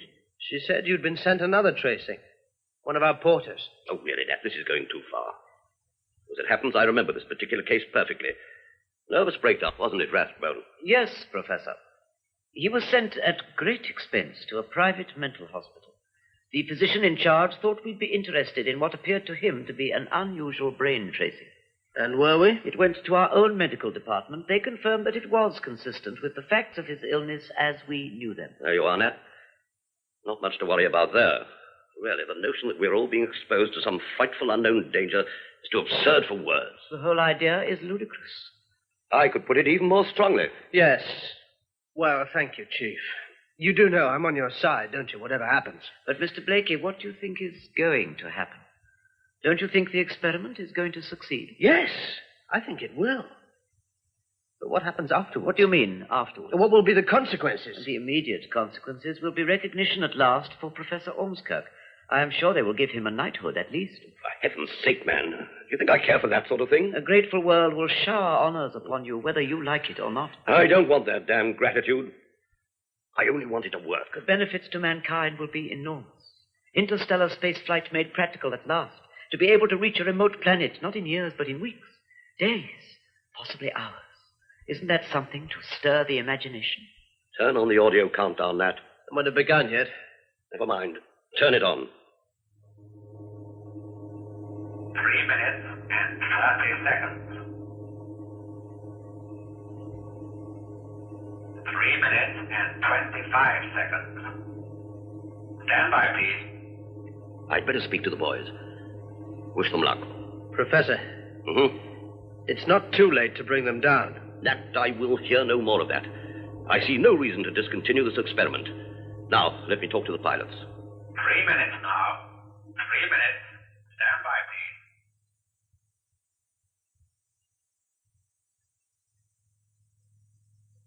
19, 18, 17, 16, Fantastic. 15. A ship with 2 men in it, orbiting 200 miles above our heads. A tiny blob on a radar screen, and in a few minutes... All right, Nat. 9. Quiet, everybody. 8, Please. 7, 6, 5, 4, 3, 2, 1, 0. It's gone. My God, it's gone. One moment it was on the screen, and then it just vanished. It vanished, I tell you. Let me be the first to congratulate you, Professor. Huh? Oh, thank you. The experiment is a wonderful success. Yes, I'm very pleased. But we mustn't be premature. The ship has gone out of orbit into the suit. When it returns, then we can call the experiment a success. You mean when it returns safely? We have done all we could. Every possible factor has been taken into account. Every known factor, but what about the unknown? As scientists, we can only deal with the facts as we know them. We should not worry about the unknown, Mr. Blakey. Shouldn't we? Then what should we worry about? Host Planet Earth was written by Anne Howell and Colin Cooper and produced by Nesta Payne. Electronic sound and music was created by the BBC Radiophonic Workshop. The cast is as follows. Nat Blakey was played by Nigel Anthony. Bill Cape, Ian Thompson. Professor Ormskirk, Clive Morton. Rathbone, Timothy Bateson. Claire Stewart, Brenda Bruce. David Holland, Alexander John. Joseph Banks, Peter Tuddenham. Mrs. Hemming, Betty Hardy. Rosemary Manning, Barbara Mitchell. Technician, Preston Lockwood. And schoolboys, Spencer Shires and David Orker.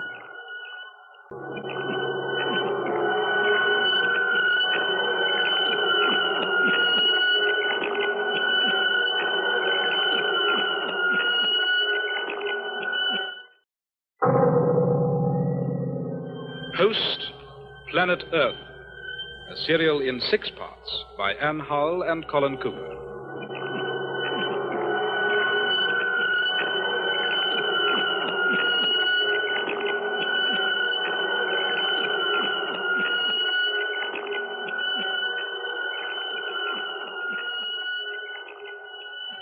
There are only 2 possibilities.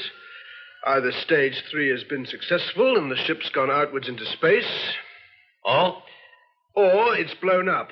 In either case, the effect is the same. A blank radar screen. If it had disintegrated, there would have been something tangible. Fragments. There has been nothing. Rathbone's right, Nat. The only possible conclusion is that my theory has worked and Starfarer has freed itself from the laws governing the speed of light. That's what worries me. It's no longer subject to the forces we know and understand.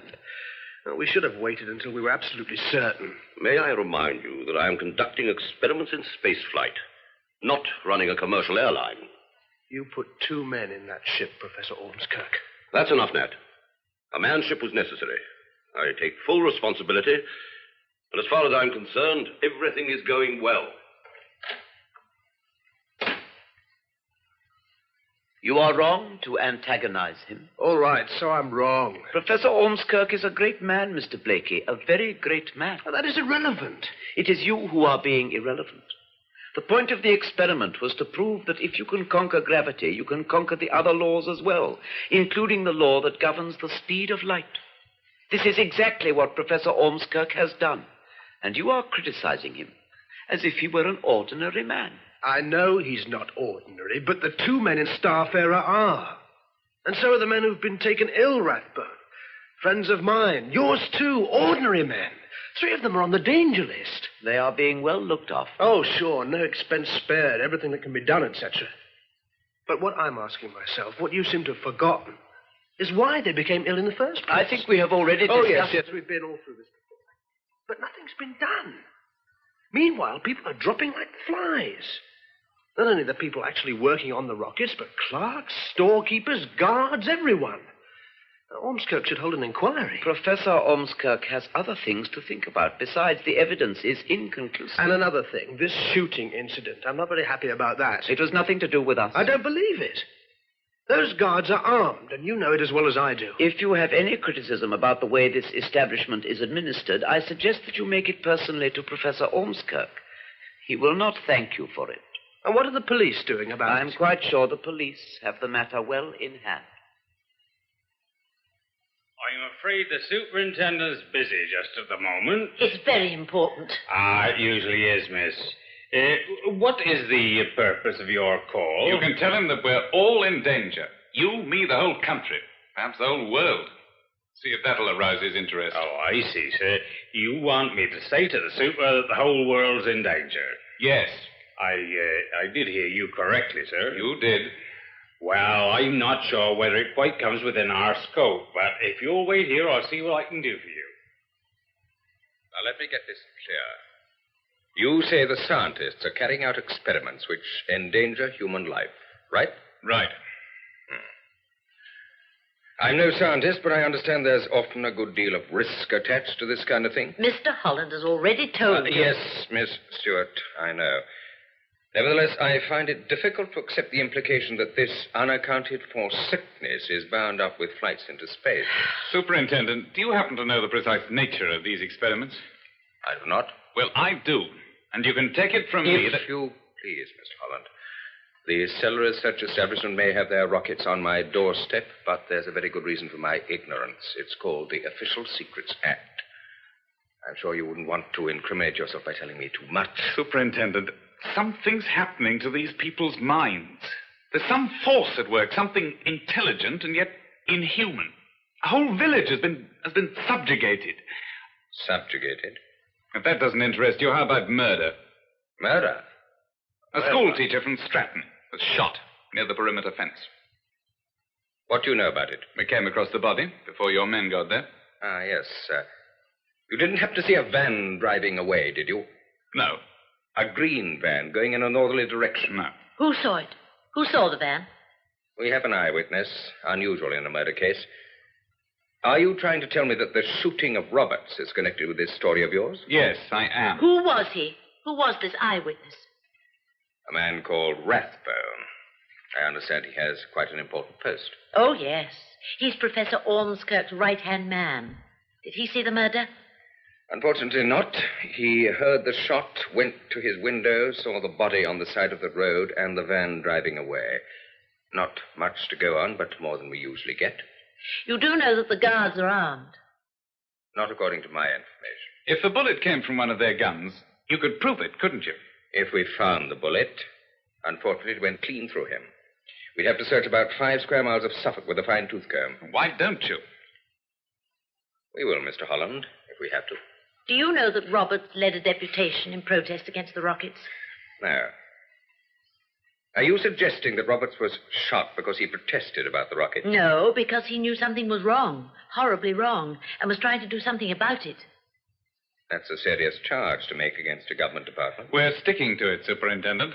And I'll tell you something else. The joint leader of the deputation was the rector of Stratton. He committed suicide at roughly the same time as Roberts was murdered. You know, this idea of yours is a bit too far-fetched for my liking. All the same, I think we'll pay a visit to the rocket site. You'd better come, too. We'll see what the experts themselves have to say about it. I tell you, it's absolute nonsense. I've never heard such a fantastic collection of half-truths, misrepresentations, and downright lies. The man's obviously insane. Take him away, certify him, anything you like, but don't pester me. I'm very sorry, sir, but a man has been killed. We have to investigate every possibility, however unlikely. You could hardly have chosen one that was less likely. Alien force, indeed. Claire, you ought to be ashamed of yourself. I'm sorry, Professor, but it's the only explanation that fits. I'd hardly call it an explanation. What is it, this force? Where does it come from? Why haven't you felt it? You expect me to accept a bare statement as if it were a fact. I'd tell you more, but there are so many things I don't understand about it. My dear girl, if I went to the police every time I came across something I didn't understand, the superintendent would never get a moment's peace. Ask Mr. Rathbone to come to my office, will you? It's been suggested that Roberts was killed by a shot fired by one of your security guards. Oh, come, Superintendent. This isn't a concentration camp. My guards are armed with nothing more lethal than a whistle and a torch. We do have some Alsatian dogs, I believe. Quite sure he wasn't bitten to death? No doubt the autopsy will tell us about that, sir. Rathbone, you've already met the superintendent, I think. I have. Well, now, 2 further points, Mr. Rathbone. You say in your statement that when you heard what sounded like a car backfiring, you went to the window and were just in time to see a man getting into a green van, which then drove away. Yes, northwards. Quite so. Now, could the shot have been fired by one of your security guards? No, they are not armed. That's not true. One moment, Miss Stewart. Now, Mr. Rathbone, this man you saw getting into the van, you didn't see his face, I suppose. If I had, I would have told you. You wouldn't know him again? No. It's been suggested that there may have been something unusual about him. Unusual. Was he a West Indian? I beg your pardon? A West Indian? His back was turned. I was unable to see his face. Thank you, Miss Rathbone. I think that's all. Thank you. Oh, there you are. Obviously nothing to do with us. There's this question of the alien force acting on people's minds. Oh, really, Superintendent? Forgive me, sir. I'd like to get to the bottom of it. After the sensational things that Mr. Holland here has been telling me, I thought perhaps you could put the records straight. With pleasure. We are making a controlled flight into space, a new development. You've had a bit of illness, more than average, perhaps, but nothing to be alarmed about. I do assure you that we are fully aware of the necessity of discovering the exact cause and taking steps to eliminate it. You will understand that for reasons of security, I cannot say any more. I understand, sir. Well, it's very much as I expected. You've no further point to raise, Mr. Holland? Oh, what's the use? Those guards are armed, and if you'll come with me, I'll prove it. You've no objection, Professor? None whatever. We have nothing to hide. Purely routine, of course. I just like to satisfy myself. Huh? Are you all right, Superintendent? All right. You look pale. Better sit down for a moment. No, it's nothing. Well, I'll be on my way, Professor. Thank you for your help. Not at all. We're always happy to help the police. Wild goose chase, if ever there was one. Superintendent, the guns. I'll show you. Guns? The guns carried by the guards. I don't think that will be necessary. But they do carry guns. Professor Ormskirk has assured me that they do not. But he doesn't know. He's so wrapped up in his work, he doesn't even know what day of the week it is sometimes. You've got to believe me, Superintendent. Professor Ormskirk has given me his word that the guards... Oh, why can't you understand? He doesn't know. Claire, you're wasting your time. More coffee, David? Oh, thanks. It's like a nightmare. I mean, why did Rathbone lie about the West Indian? It must have been him, but Rathbone deliberately tried to mislead us. Rathbone? Rathbone's affected. Yes. It's become almost impossible to talk to him like an ordinary human being. Now we know why. An ordinary human being is just what he isn't. I said just now that we couldn't rely on anyone. But we can rely on Rathbone. I should have thought he was the last person. No. You know those trick questions about one person always lying and the other always telling the truth? Well, we can't be sure who's telling the truth, but we can be certain that Rathbone will try to mislead us. You mean about the West Indian? Exactly. He must have seen him. He could have put the police on his track, but he lied. That West Indian must be so important that Rathbone, or someone... Or something. Or something. Daren't risk him being involved. There's our direction. The West Indian in the mental hospital. Peter Johnson. There must be a connection. But, David, he's catatonic. I know, but I think it's time we paid another visit to Springhurst Mental Hospital. There's nothing really to be said. Johnson has been discharged. Cured, Dr. Harris? There is no point in discussing the matter. The case is closed. I'm not satisfied, Dr. Harris. There's still a lot we want to know. Where did Peter Johnson go when he was discharged? I have no further information for you. David, Claire! Now, all right. It's only car sickness. I'm afraid I'll have to... Where are you going? I won't be a minute. I cannot allow you Dr. to... Harris, you can see she's not well. You might have the decency... All right. I'll show you. Come with me.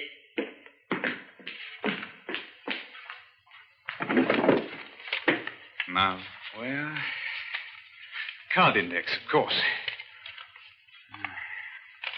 Johnson, Peter. Address flat 3. She'll be all right. Nasty thing, car sickness. I've never had it. Odd how it affects women more than men. Indeed. And passengers more than drivers. Something to do with concentration, maybe. Oh, I'm not suggesting... If you have nothing more to ask... Oh, but I have. I want Peter Johnson's address. And I suggest you contact his employers, the Stellar Research Establishment. I'd be wasting my time. But you know that, don't you? I have no other suggestion to make. You're not being exactly cooperative, Doctor. I'm sorry. Ah, Claire. Better now? Yes, it wasn't very much. Well, Doctor, we won't take up any more of your time.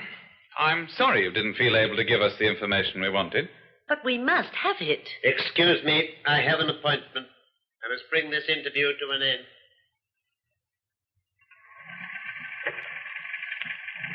Well, where do we go now?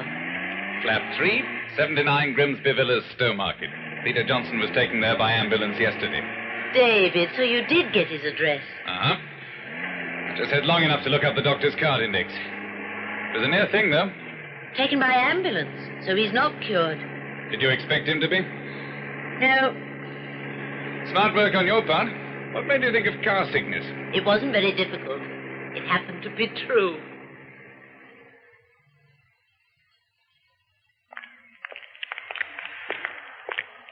$79. Here we are.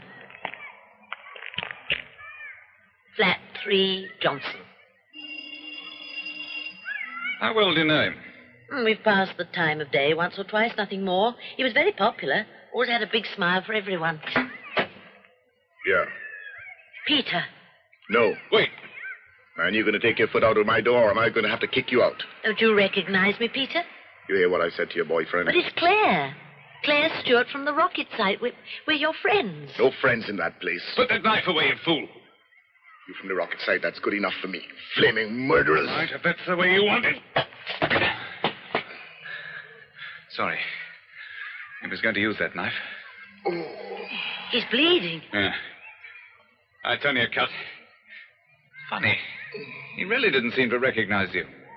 Amnesia? It could be, but... David, it's not Peter. What? I'm almost sure of it. It looks like him, but... He must... I've got it, Claire. This is Peter's brother. His twin brother. What? But don't you see? He's unaffected. And you've got a twin sister, and you haven't been affected either. But you... No, I'm not a twin. It's beginning to look as though I should have been. I don't understand. It's screwy. I'll get some water for that cut. Oh, my head. Can you stand up? I think so. Good. Sure you're all right? Yeah. Now, listen. You heard what we were saying. Yeah, but there's more to it than that. Well, that's why they shot Roberts, isn't it? They couldn't get him any other way. He was immune because he had a twin. Roberts didn't have no twin.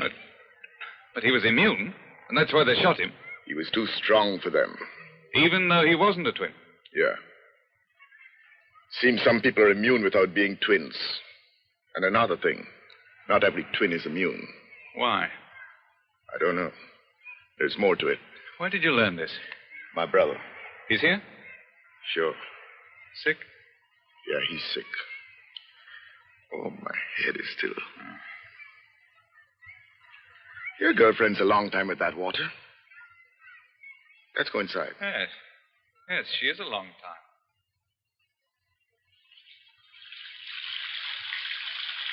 Damn. No hanky. I have to use a tea towel. Hope it's clean.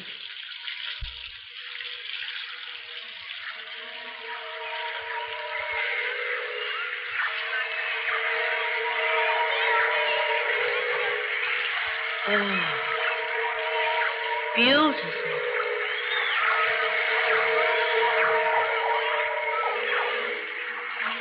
Beautiful. Claire. Claire. Beautiful. Claire, it's me. David. Listen to me, Claire. You've got to pull yourself together. For God's sake, make the effort.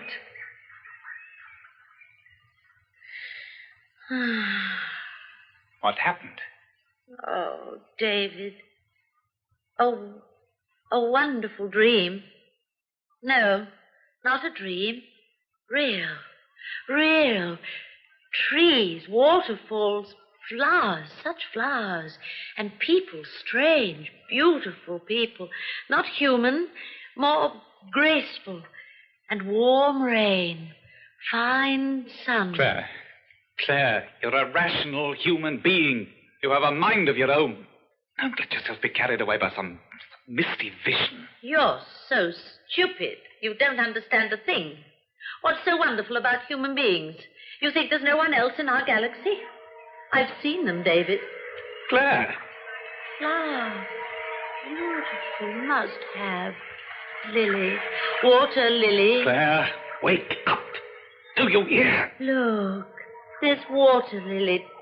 Did you ever see such... Oh. Water lily. A crumpled, soggy bit of rag, that's your water lily. I thought it was... Well, it's not.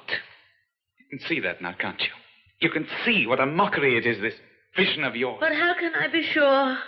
How can I be sure? Whatever it is, you've got to fight it. But we don't know it's evil. We only mistrust it because it's alien, because perhaps we're wrong to resist it. Claire, don't talk like that. Oh, Claire. Claire. What's going on in here? Chris, help me. My brother, go get him. Where's he? In the bedroom. Bring him in here. I'll do what I can. Claire, look. I take your hand in mine. You can feel that. You know I'm here? They've gone. Who are you? Let go of my hand. No, not yet. Let me go back. Please, let me go back. Come on, Peter. Chris is here. David, make him let me go. Not going to let you go. Now, you listen to Peter. He'll tell you. I hate you for this. Let me go. Peter, tell the lady about this vision she's been having. Vision? Yes, tell her about those beautiful people. They all died. Yes, they died. No. Every single one. Dead. But I saw them. They were alive. They were so happy. Then the invaders came. Oh, God. From another world. Flamethrowers. Everything that stood in their way. Burned. No. I don't believe it. You're lying. Let me go. Oh, let me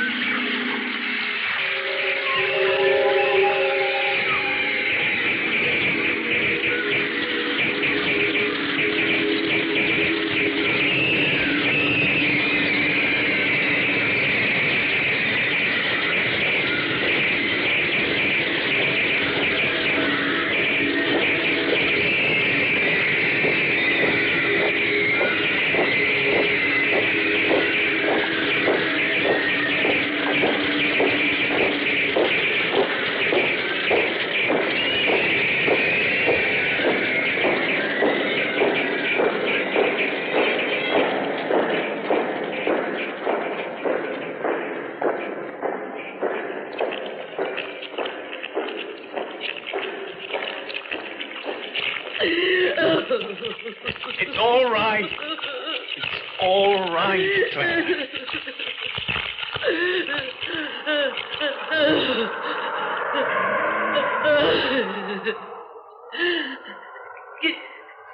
Give me your hand again. You don't need my hand anymore. You're safe now. You've seen it. Seen what? Oh, David, it was horrible. The burning and the killing. And that's what's going to happen here? No. Something worse. These invaders, they didn't kill everything. The creatures survived. The creatures? They had no one to control them any longer. So they multiplied. Multiplied. Nothing else but them. Multiplied and covered their whole world. Sucked it dry. Every living thing. What sort of creatures, man? Sucked it dry. Like the desert. Yes, I saw it. The wind screaming over the bare rocks in a parched desert. Nothing else left. Nothing. Over and over again it happened. Over and over again. What do you mean?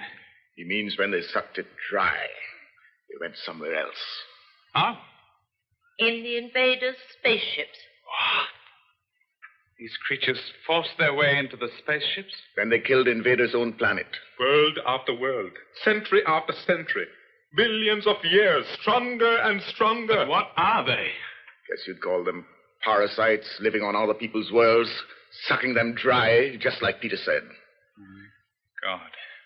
Interstellar parasites. Worlds as their hosts. And now it's our turn. They're not intelligent. They can't construct ships. They know how to wait. David, the rocket. They force people to collect them. Yes. May have been going on throughout millions of years. Maybe that every time a planet has invented the transport, they've somehow drawn it to them. And now we've invented it. The moment Professor Ormskirk conceived the idea of the shoot rocket, we became vulnerable. But how? The force. I mean, I felt it. But I didn't. But I'm a twin. But I'm not. Like I said, some people it just can't touch. I'm one. Guess you must be another. There must be others like us. People who can resist it. If we could get together somehow. You and me, we're in a very small minority. Believe me, we ain't got a chance. This is mass hypnosis. Hypnosis? But what sort of creature can use it over millions of miles of space? I've a feeling we shall know that very soon. Starfarer. What are we going to do? Nothing we can do. This world of ours is doomed. The rocket has gone to their dying world and is going to bring them back here.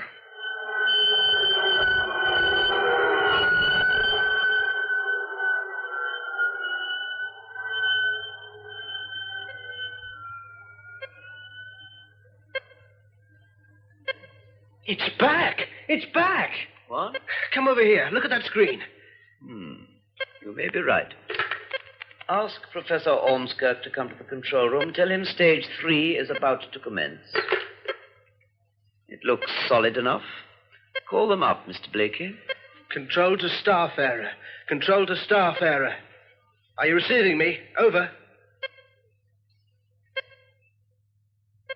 Control to Starfarer. Control to Starfarer. Can you hear me, Starfarer? Over. Oh, hello, Chief. It's back, we think. Have you eliminated the other possibilities? I will get a report. Blakey's trying to contact them by radio. Control to Starfarer. Report my signal strength. Over. This is a great moment, Professor. You think so, Rathbone? But it is the proof that your theory is correct. I knew that when Starfarer left the radar screen and disappeared into space. This is only the cup of coffee that rounds off the meal. The world will think differently. Oh, the world always thinks differently. That reminds me, the press release. Send it out. With pleasure. Professor, I can't get any reply from them. The batteries may be run down. But they shouldn't be. They have been away longer than we expected. Yes, but not that long. Some factor we had not considered, perhaps. Some unknown cosmic effect on the equipment. If there was something wrong with the equipment, we'd know about it. Excuse me, sir. What is it? Teleprinter report from Jodrell Bank. Read it. Most immediate to Professor Ormskirk. Unidentified satellite in orbit 79. Minimum 270, maximum 310, plotted 1537 hours.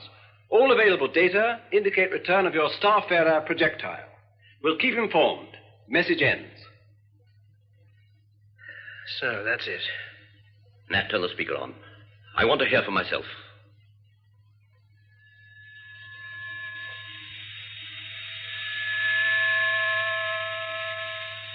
That's it. The transmitter's on, but they're not speaking. Call them up. Control to Starfarer. Control to Starfarer. Can you hear me? Over.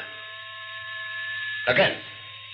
Control to Starfarer. Control to Starfarer. Can you hear me? Please reply. Over. Let me speak.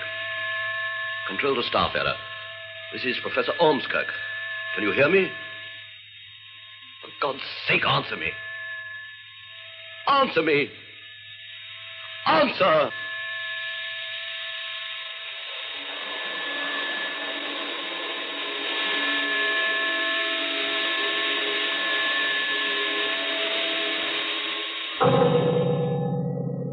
Host Planet Earth was written by Anne Howell and Colin Cooper and produced by Nesta Payne. Electronic sound and music was created by the BBC Radiophonic Workshop. The cast is as follows.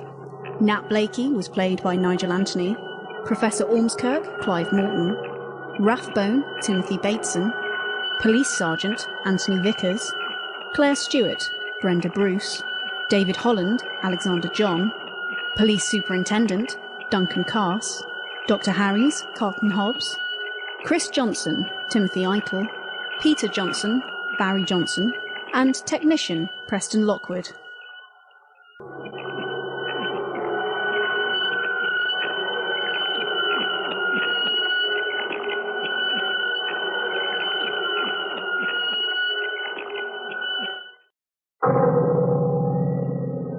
Host, Planet Earth, a serial in 6 parts by Ann Howell and Colin Cooper.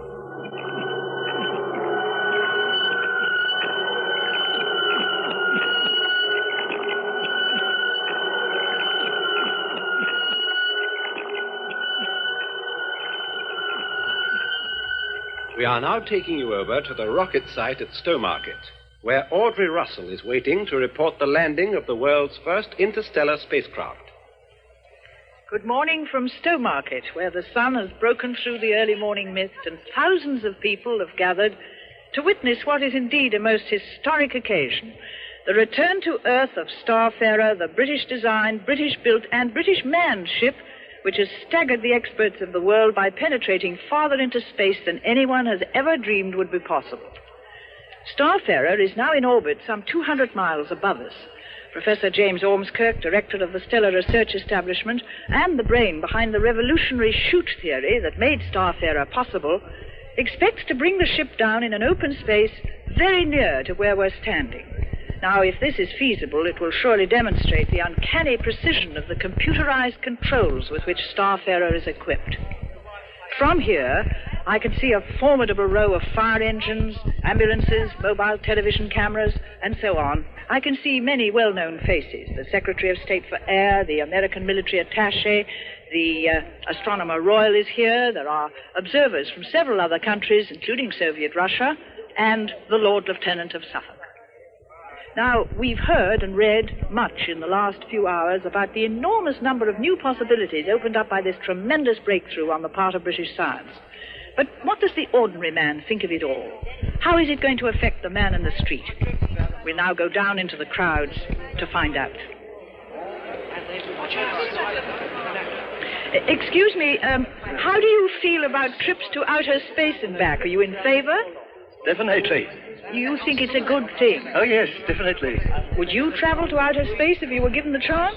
I'm not sure about that.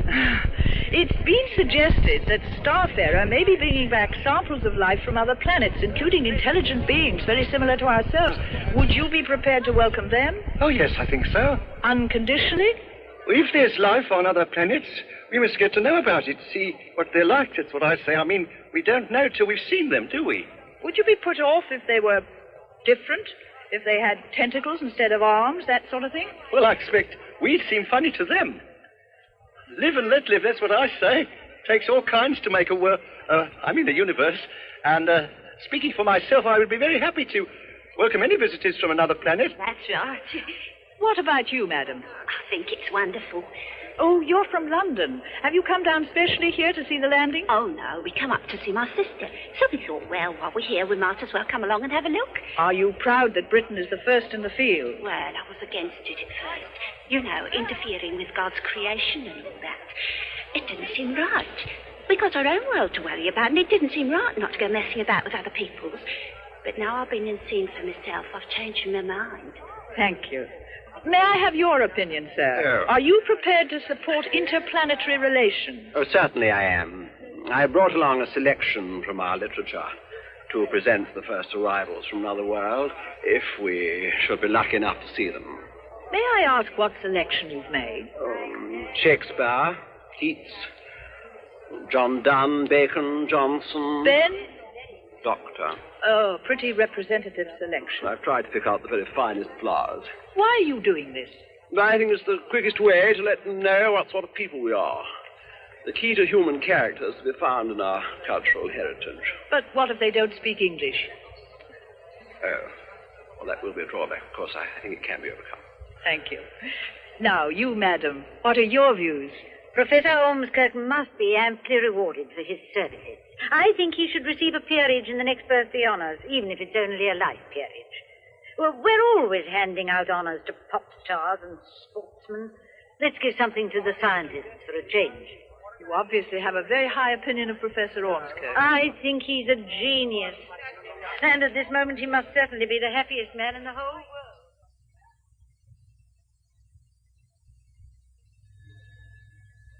Control to staff error. Control to staff error. Can you read me? Over. Keep trying. It's all we can do. Control to staff error. Control to staff error. Can you read me? I say again, can you read me? Over. Oh, I can't understand it, Professor. Their transmitter's on, but they're not using it. We must contact them before we fire the retro rockets. Oh, we've got to fire those rockets whether we contact them or not. I don't like it, Nat. It's a risk, of course, but we've got to take it. If they're sick or unable for any other reason to use their radio, then the sooner we bring them down, the better. Why should they be sick? You must admit it's a possibility. I don't admit it. They were able to bring staff error out of the chute and back into orbit. If they could do that, there can't be much wrong with them. Well, the computer program The computer didn't allow for the extra time. They're overdue. That means one of two things.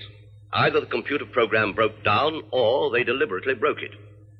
Either way, they would have to depart from the program to get back into the Earth's orbit.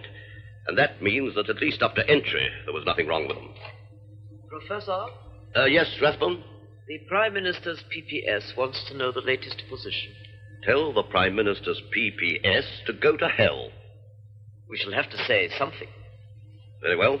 Say that everything is proceeding according to plan and the ship will be brought down very shortly. And Rathbone. Yes, Professor? Don't waste time on the phone. Get someone else to deal with these nuisances. Your place is here in the control room with me. I need you. The retro rockets are due to be fired in less than half an hour, and we haven't established radio contact yet. Very well, Professor. Oh, Nat. Professor? Rathbone tells me you've been in touch with Claire Stewart. Oh, Rathbone. That man's now, beginning hold to on, Nat, hold on. I'm afraid you're losing confidence in the project, Nat. You forced me to say this. I believe that Claire is right. I believe there are dangers in space exploration we haven't even dreamed about yet. Stay with us, Nat. See it through. We've got to bring those two men down alive.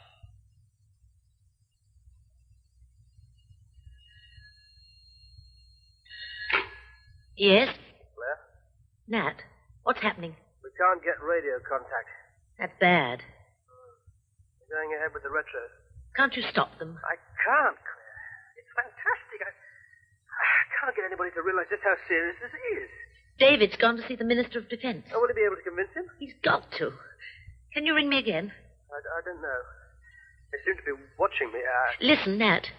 We're sending a man to Stowmarket, a West Indian, Chris Johnson. You've got to contact him. Well, that's going to be difficult. Well, it's terribly important. He understands more than any of us. Well, what are you going to do now?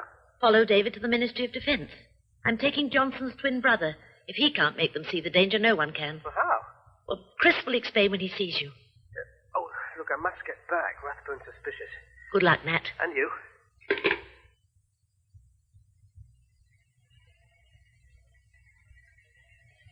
Now then, sir, you can't come along here expecting to see the Minister of Defence just like that.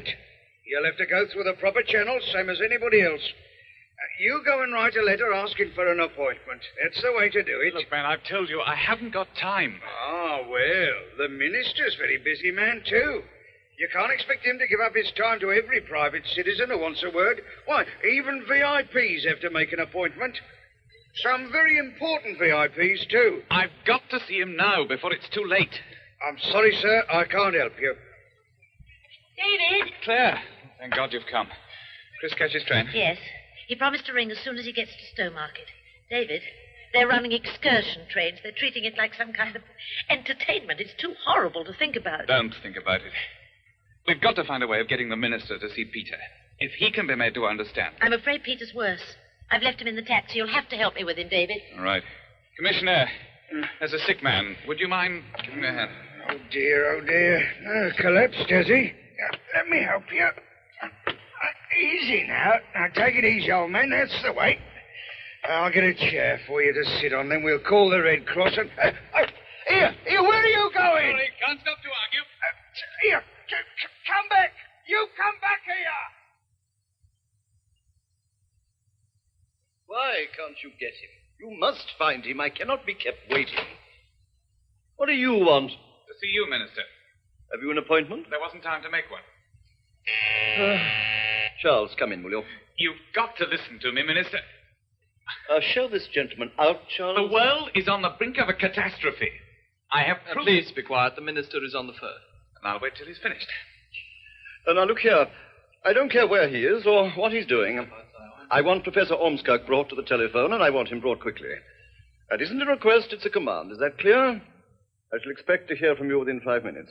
Are you still here? If that was Rathbone on the phone, you're wasting your time. He'll do everything in his power to see that that rocket lands. You must prevent it. The safety of the world depends on it. All right, Charles. I'll call you if I need you. Yes, Minister.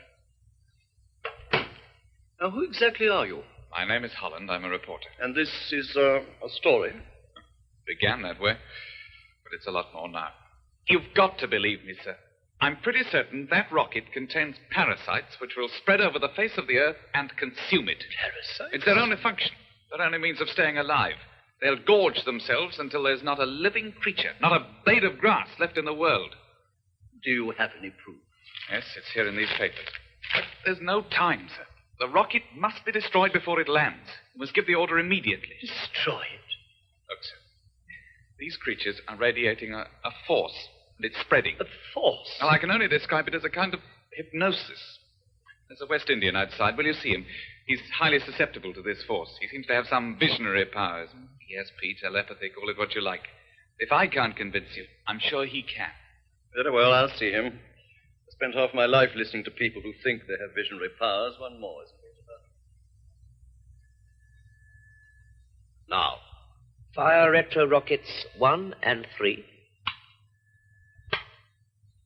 Fire 2 and 4.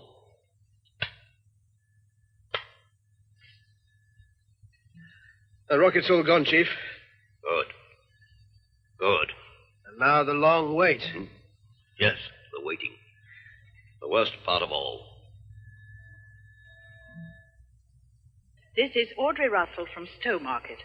News has just been received that the retro rockets have been fired successfully and Starfarer has begun the long descent to Earth.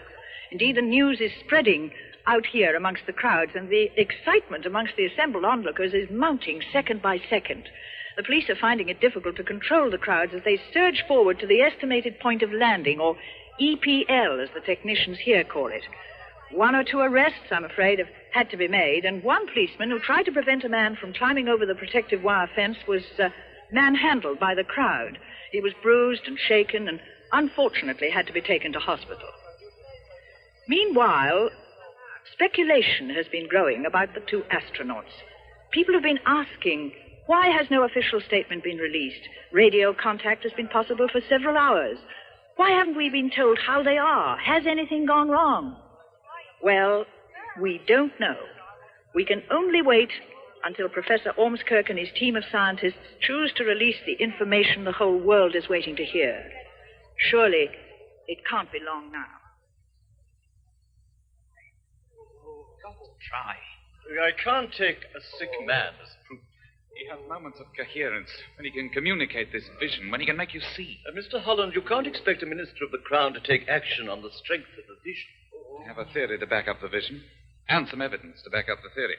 Yes, the dominant twin theory, I think you said. Yes.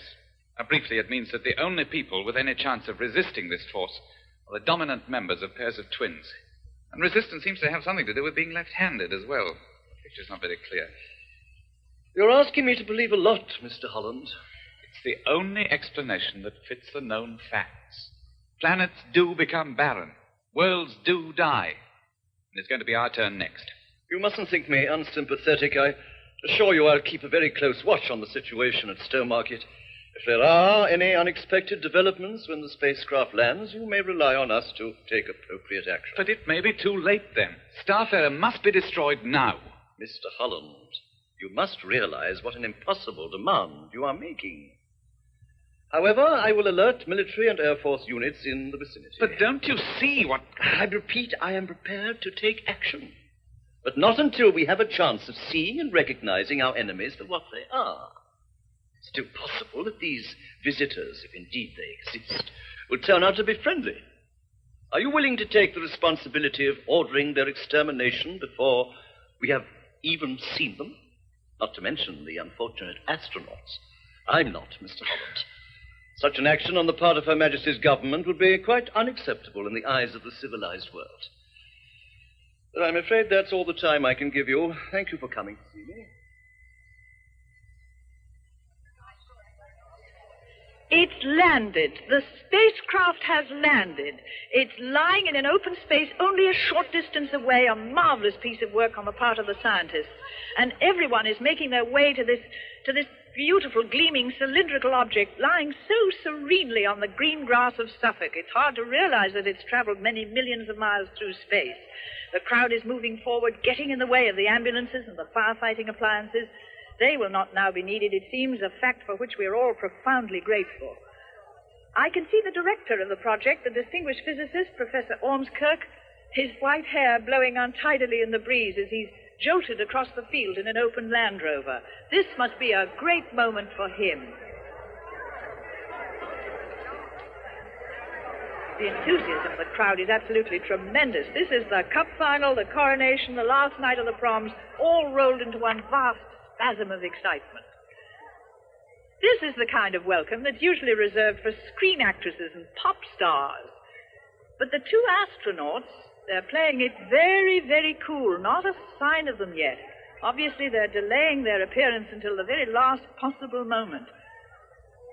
But it can't be long now. In a very few moments, I feel, the hatches will open, and then the celebrations will really begin.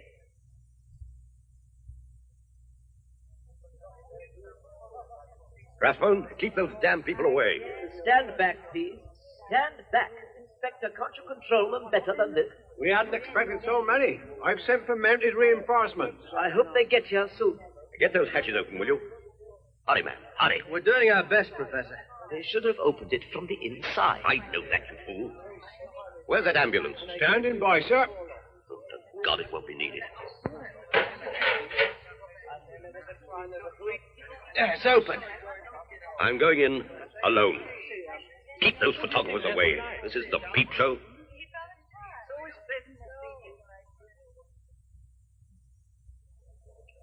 The hatch is now open, and Professor Ormskirk has gone in alone. But there's still no sign of the two astronauts. The crowd waiting is very quiet now, rather tense, expectant. Professor Ormskirk has just come out again.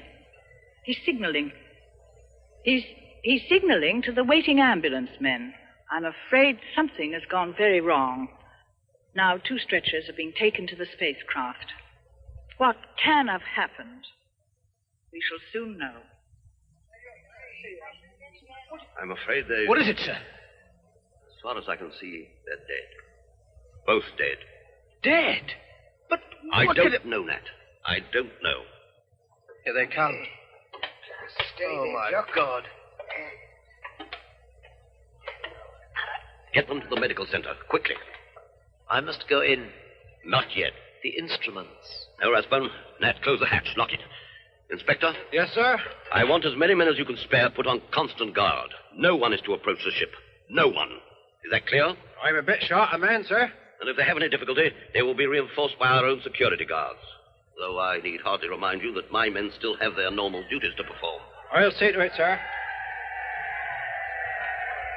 Oh, listen to them, Professor. Huh? What? They're cheering. Idiots. Don't they realize... I can't stand it. You fools! Can't you see? They're dead! They're dead! Come along, Nat. Come along. You too, Rathbone. Driver? Sir. The medical center, and hurry. Right, sir. I've seen some pretty unpleasant things, but this... Then they are dead, Doctor. Huh? Beyond any question. I've got the helmets off. Look. They're unrecognizable. What could have happened? We'll know more about that when we've cut these spacesuits off them. Scissors, please, nurse. No, not those. The heavy ones. Lock the doors, Rathbone. Lock the doors? You heard me. You think you can halt progress by locking the doors? What are you talking about, man? What has this got to do with progress? Throughout history, the advance of intelligence has been checked by locked doors. But all that is changing now. We are going to throw the doors wide open. All the doors. Whose side are you going to be on, Professor Ormskirk? You must make up your mind, you know, quickly. Get out, Rathbone. I'll speak to you later. But, Professor, you must listen to me now. Let's get him out of here. Yes. Now, don't interfere, Lock the door. Mr. Blakely. I'm warning you. See, they're locked and that they stay locked. Now then, Doctor. If I cut just along here, then we should be able to... What on earth? Well, Doctor? Inside the suit. Look. My God. I've never seen... Never. Kill it, Doctor. For God's sake, kill it. Kill it? The scissors, man, the scissors. I can't. What do you mean you can't? Look, there are more of them coming out. But, man. I can't do it, I tell you. I can't. Oh, give me the scissors. I'll soon settle this. They're on my wrist. Get them off. Get them off. I can't. Doctor, help me. I can't get them off. I cannot help you. Get out of my way. Give me the scissors. Kill them. Kill them. Too late. We must not kill. We must offer hospitality and friendship. We are the hosts now.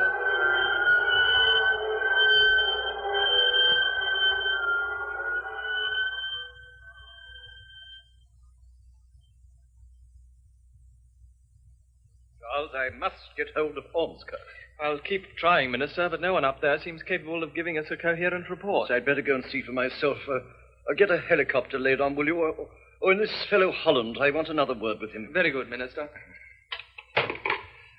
Defense here, sir. This rocket business, I can't get a coherent report. I'm going up to see for myself.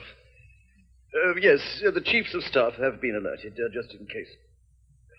Yes, I quite agree, it's too fantastic. The situation may lead to something serious, and we must be prepared. No, I can't tell you any more, sir. That's why I'm going personally to... just one moment, Prime Minister. Well? The car's waiting to take you to Battersea. Where's that reporter? Holland? They've gone to get him. His girlfriend's here, if that's any good. The devil do I want with his girlfriend? She works at the rocket site. She seems to know a lot about it. All right, bring her in. Hurry it up, please. Right. Sorry, Prime Minister. There's a person here who seems to know something. Yes, she's just coming in. I'll ask her. Will you come in, please?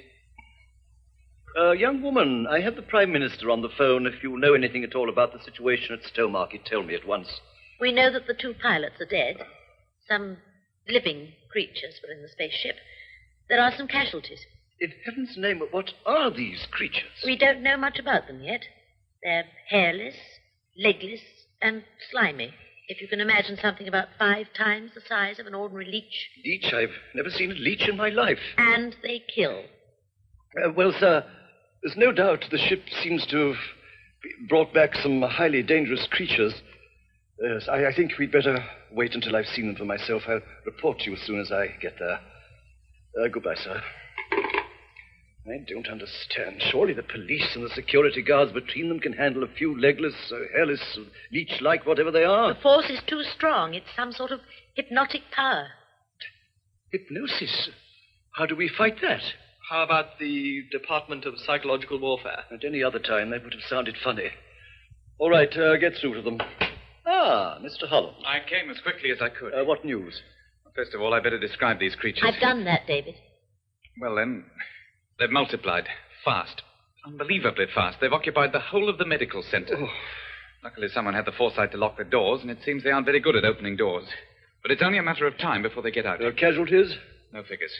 Nearly all the medical staff. Dead? Yes. Several of the technical staff, including the chief engineer. Nat? Yes, Nat Blake. Oh, no. Is Professor Ormskirk still in charge? I assume so. I haven't been able to get any news of him. Yes. You say these things are multiplying at a very fast rate? A fantastic rate. They can fill a small room in half an hour. Well, I can have an aircraft equipped with an air-to-ground missile over Stowmarket within 10 minutes. No, it's useless. The pilots will be overcome by the hypnotic influence, just as the pilots of the spacecraft were. Yes. How soon could you get some nerve gas to the area? Well, there's a small supply at Colchester. But how do we put it into operation? Helicopters are out for the reasons you've already mentioned. And if what you say is true, there seems every likelihood that land forces will be subject to the same hypnotic influence. Some people are immune. I am, I think, and so is Miss Stewart now. There are 1 or 2 others we know. You're volunteering? Yes. And you, Miss Stewart? Are you willing to undertake this task? Yes, I am. Very well. If you can manage to stun the creatures first, it should be a fairly simple matter to kill them afterwards. I'm afraid you and your friend may have to do that also. Mm-hmm. How do we get there? I have a helicopter waiting at Battersea. My car will take you there. Pick up anyone else you think may be able to help you. At Colchester, you will be equipped with respirators and given instructions in the operation of the cylinders. It's an unusual way of doing things, but then the circumstances aren't exactly usual, are they? I'll tell the PM. Defense here, sir. The position is worse. Many casualties. As I propose to send in a group of volunteers with cylinders of nerve gas. When the creatures are paralyzed, we can decide how best to destroy them without risk to human life and undue damage to property. But, Prime Minister, the situation is serious. But, sir... I understand, Prime Minister. No action of any kind is to be taken. But that's crazy. Now, let me finish. No action of any kind is to be taken beyond the normal welcoming procedure applied to distinguished visitors from abroad. Welcoming procedure? Don't you see? The influence. He's been affected by it. There's worse to come. The decision was taken after consultation with the palace. It is believed to be in accordance with popular opinion. That's not surprising, when 9/10 of the population can be hypnotized by these creatures. You've convinced me, Mr. Holland. I'm on your side. Then we can still do something. Yes, I must give the order myself. It's our only chance. If we fail, it's the end of the world. If we fail, we dare not take the risk. Get me the GOC Eastern Command, and for God's sake, hurry. This is the Minister of Defense. I... Get the order. I cannot do it. Nesta. The world is welcoming these beings. It is right that we should also welcome them. There must be peace between the worlds as there must be between nations. It is stupid to resist an intelligence that is greater than our own. No, it's a trap, don't you see? We must take advantage of this opportunity. We must get to know our visitors. We can learn many things from them. They will show us the meaning of existence. You fool. They've caught you. They can only show us the meaning of death. Of death! Host Planet Earth was written by Anne Howell and Colin Cooper and produced by Nesta Payne. Electronic sound and music was created by the BBC Radiophonic Workshop. The cast is as follows. Claire Stewart was played by Brenda Bruce. Minister of Defence, Rolf Lefevre. Professor Ormskirk, Clive Morton. David Holland, Alexander John. Rathbone, Timothy Bateson. First Woman, Beth Boyd. Nat Blackley, Nigel Anthony. Police Inspector, Preston Lockwood. Commentator, Audrey Russell. Doctor and Commissionaire, Ronald Herdman. And Second Woman, Betty Hardy.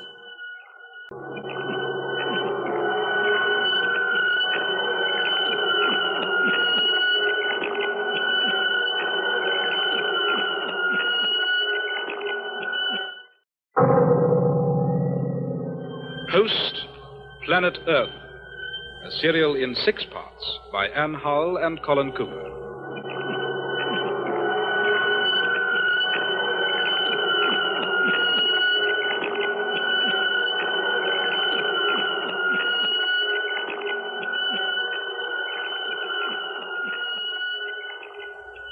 And here is the latest space news.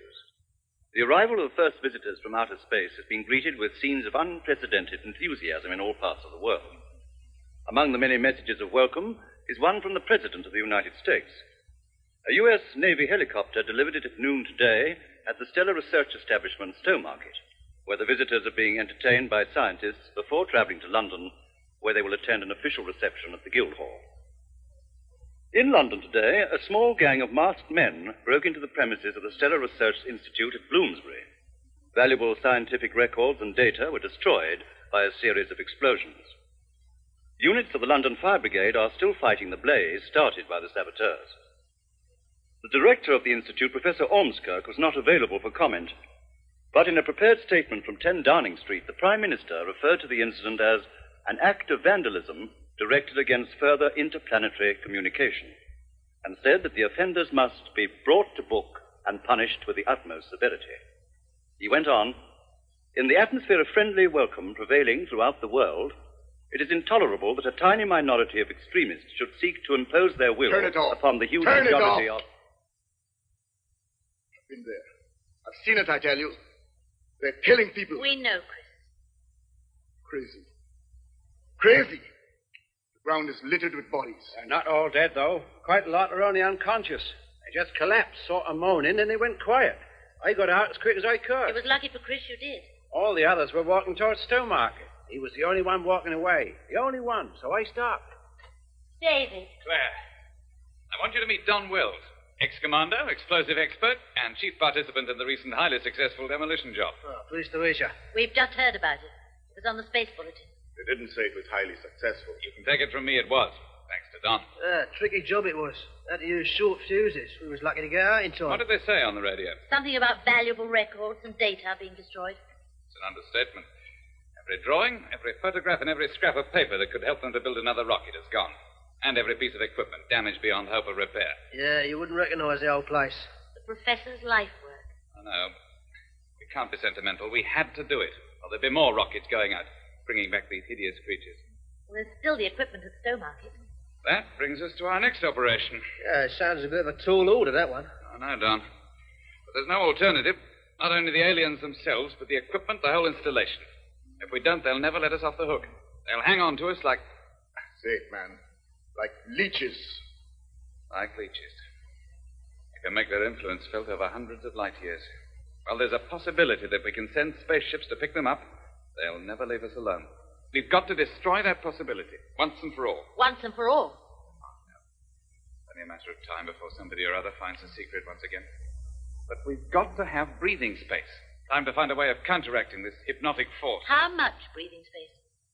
You said that Professor Ormskirk's the only man alive who has a complete understanding of this theory? Yes, at present. Well, okay, it's taken him 40 years to get where he is now. It's very unlikely, but there could be someone else somewhere, someone who's near a breakthrough. We mustn't think about that. We've got to take this immediate action. They only have a short-term effect. It may not have any effect at all, but we've got to go ahead and do it because there's nothing else we can do. Chris says things are much worse at Stowmarket. You never saw such a sight. And yet there's still this crazy enthusiasm. Yes, that's what got me. All those people unconscious or dead, and the rest of them still cheering and singing as if they hadn't noticed. They hadn't noticed. That's what mass hypnosis means. They couldn't hypnotize me. Oh, David, this is Ian. He gave me a lift from Stowmarket in his truck. Guess that puts him in our group. Was I glad to see him? I was beginning to think I was the only man left alive who hadn't gone off his nut. You're very welcome, Ian. We can use a lorry. How's the fuel situation, Claire? Running low, but we've got enough till we get to Stowmarket. But you're not coming. You try and stop me. I'd rather you didn't come. We may need someone in London. You'll want all the help that you can get up there. I reckon we should stick together. Chris is right. But don't you see, I'd just rather you didn't come, that's all. Don. Yeah? How are you going to destroy the equipment at Stowmarket? Well, the same way as we did it in Bloomsbury. Plant the HE, set the fuses, and bang. Have you got enough HE? There's about 200 pounds of gelignite. You'll need a lot more than that. We'll find some when we get there. There's plenty of it around if you know where to look. It'll take time. You'll have to break into a blasting quarry or an army ordnance depot. Is that what you did last time? Well, I didn't buy it at the supermarket. Wait, I've got a better idea. Fuel. A fuel? Rocket fuel at Stowmarket. How many million gallons was it, Claire? About 2 million. It's stored in the form of a gas. And highly explosive? Very highly. If that lot goes up, there won't be much left of the base. How can we get at it? I don't think you can. It's in sealed underground tanks. You'd have to get through several feet of reinforced concrete before you could set your fuses. I can do it. Quickly? No, that's the trouble. If only we had more time. There is a way. A certain way, but it's rather dangerous. Oh, it's going to be that anyway. Go on, Claire. We can increase the pressure from the fuel laboratory. Under pressure, the temperature rises. When it reaches a flash point, there's an explosion. It's quite simple, really. Simple? It's marvellous. Oh, you'll have to take her, Dane. No. She can tell us how to do it. Will you stop trying to save my skin? Claire, it's not that. Well, partly, but... Remember, the force nearly got you once. You seem to be more susceptible. But I felt nothing since that time, and... Anyway, I don't think anyone else could do it. Oh. Okay, you will. What about the rocket itself? It's too far away from the base to be destroyed by the explosion. You'll have to deal with it by more conventional methods. Well, my 200 pounds of jelly? Yes. Yeah, it's just up my street. When do we leave, Dave? Not before dark. It's not safe to show ourselves. Well, that gives us time to go into the details. Speaking for myself, what I'd like to go into just at this moment is a nice plateful of bacon and eggs. Move over, Don. That's a pleasure. Claire, for the last time, Sorry, David. I'm coming. you sure Don and I can't do it? I'm not even sure that I can do it, but I stand a better chance than anyone else here. She's right, you know. She knows. Why are you being so obstructive, Dave? This girl's got brains. All right. Get in. I know when I'm beaten. Okay at the back there? Yeah, take it away. Okay, Skipper. Carry on. Look out for bumps. It won't be too bad in the back with that mattress and the empty sacks we found in the warehouse. I wasn't thinking of Peter and Chris. I was worrying about Don's 200 pounds of conventional high explosive. That'll be safe enough. Well, just bear it in mind, Ian. Don't worry. I used to carry eggs to market. Never broke one.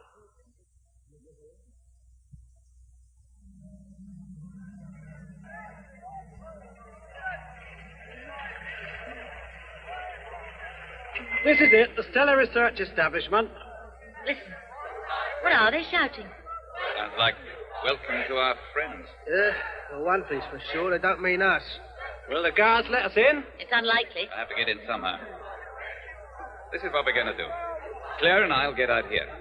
Ian will drive the lorry over to the rocket. It's over there, look. They've got a floodlight on it. I'll have to put that out. Don and Chris will help you unload the explosive. Chris will then take Peter to somewhere that's going to be safe from both explosions. The radar tower, over there.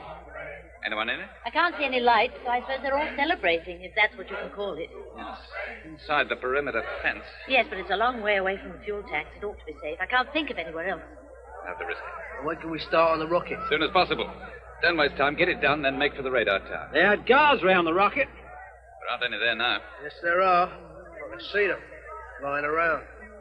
Unconscious or dead? Well, look, if we've got to drag them clear, that's going to take longer. We can't leave them there. No, we'll need help. Don't bother about me, David. I'll go on alone. How will you get in? I'll get past the guards somehow. Sure, you'll be all right. I think so. If I can get into the fuel lab. I was wondering if Professor Ormskirk was still... Remember, don't trust anybody. We're on our own. Do what you can, and I'll come along as quickly as possible. Yeah, we can cut an hole in the wire. Or drive the lorry through. This old crate weighs 5 tons unladen. She'll go through that wire like a hot knife through butter. Come soon. Good luck. She's got guts, that girl. Listen to those people trying to get inside, and all the time those creatures are inside trying to get out. Yeah. I wonder where they are now. Still in the medical center. You sure of that? Peter told me. Yeah. Listen, man. Peter knows more about this than all of us put together. He told me about this whole danger right from the beginning. And if it wasn't for him, not one of us here would stand an ice cream's chance in hell. And don't you forget that. Oh, look, come on, let's get across to the rocket. She's nearly reached the gate. Yes, but we've got work Wait, to do. can't you? Look, Dave, you've got to trust her. And we haven't got much time. Sorry. Start her up, Ian. Let's get going.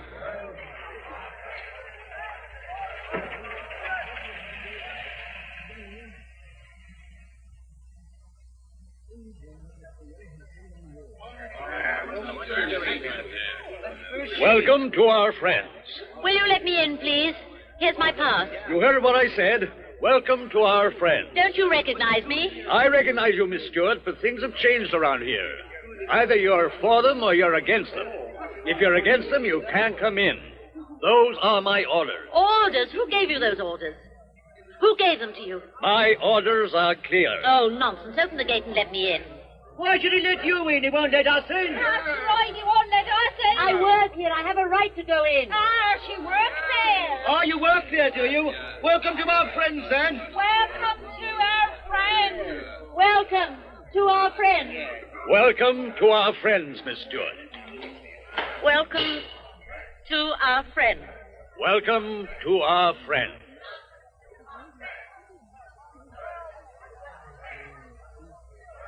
Welcome. Welcome. Welcome to our friends. Locked. Key. Master key.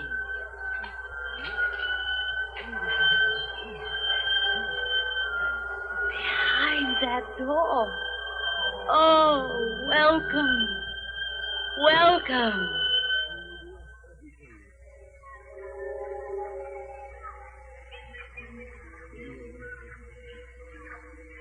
My friend. Oh, my friend. Get away from that door. Did you hear me? Get away from that door. If you don't, I shall be compelled to shoot you. I won't say it a third time. Professor Ormskirk, Dr. Rathbone, what? Yes, he was going to let them out. I had to shoot him. Oh, I've been blind, Claire. From the very beginning, Rathbone was on their side, and I didn't see it. I know, but he couldn't help himself. No, it wasn't his fault. But it's not your fault either. All the same, you were going to let them out too, weren't you, Claire? You're a dangerous person, my dear. It's too horrible to think about. Come over here, Claire. Look through the glass partition in there. Look at it. I feel sick. They killed Blakey. Nat Blakey. They've killed the doctor and most of his staff. There were only a few of them then. Now there are thousands. You can see the medical room is full of them. And they're still reproducing. In a short time, this building won't contain them. I don't know what to do. I decided to stay here to keep people away.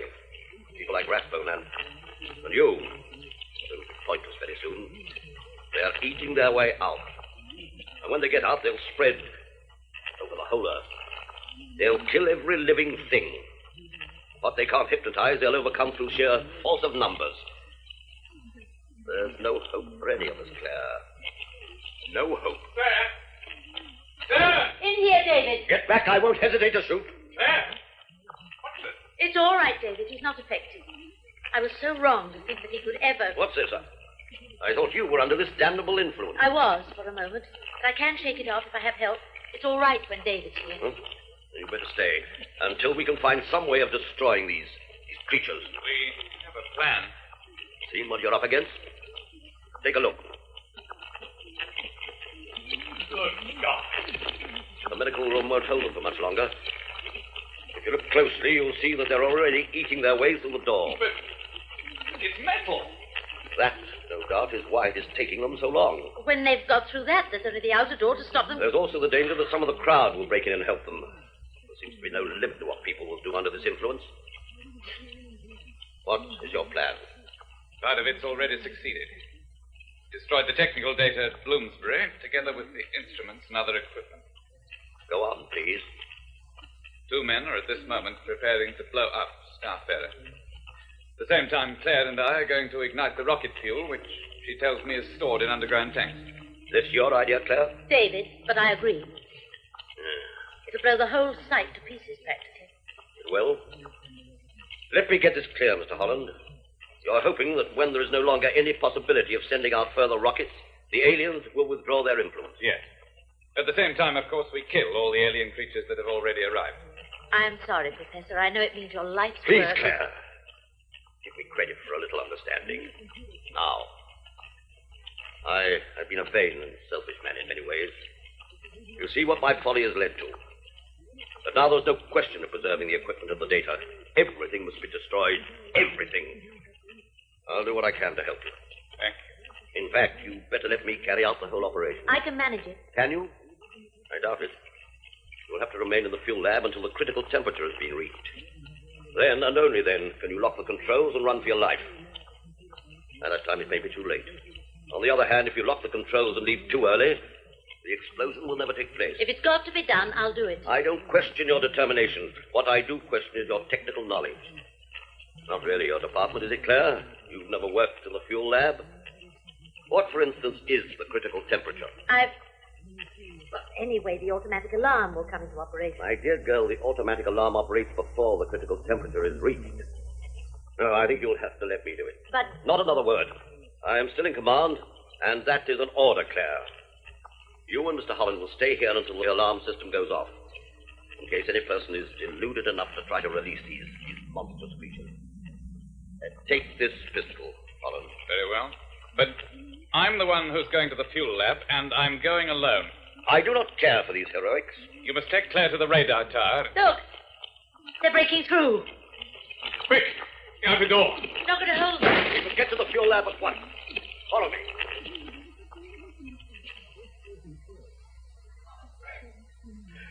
Got them all clear now. Ooh. How's it going? Won't be long. Here, let's have those pliers, huh? Are these? Yeah.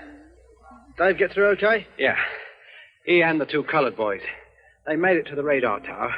He went off to find the girl. Well, worried about her, wasn't he? All right, sir, being one of the weaker ones. You know, she can still be got at if the force is powerful enough. So could anyone, I reckon. We're just lucky, that's all. Here, hold that one. This one? Yeah.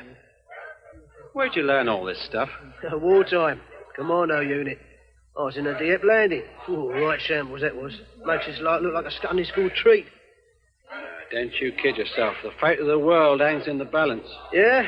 Well, they said that the last time, didn't they? You believe in it, don't you? You wouldn't be doing it if you didn't believe in it. Oh, I suppose not. Listen to her.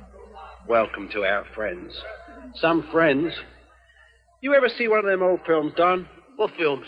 The Nuremberg rallies and that. Old Hitler and the crowd chanting, Sieg Heil, Sieg Heil. That's what this lot reminds me of. A bunch of sheep. That's not their fault, is it? I don't know. Isn't it? Whose fault is it? I'd like to know. Oh, ready now. You want to light the fuse? No. Now, look. I'm using an ordinary number 36 Mills grenade as a detonator. Now, I pull the pin out. We both run like hell. Right. It's only got a 7-second fuse, so I ain't got much time. You ever run 100 yards in 7 seconds? Not me. No, well, you will this time. Now, I'll tell you when to start counting. When you've reached 6.5, throw yourself flat on the ground and start praying, right? Right. Right, here we go then. Well, what are you waiting for? I can't do it. What do you mean you can't do it? I don't know, my hands have got numb. Welcome to our friends. Sieg Heil. Don! Pull it out, Ian. Pull out the pin. But I can't move, I tell you. You want to save the world? Now's your chance. So pull it out. Pull it. I'll do it, Don. I'll do it. Then we'll run like hell, Don. Like Olympic sprinters. Don, it's out. I've done it. We've got to run, Don. Come on, come on. Welcome. 7 seconds, Don. 7 seconds. Come on, get moving. Come on.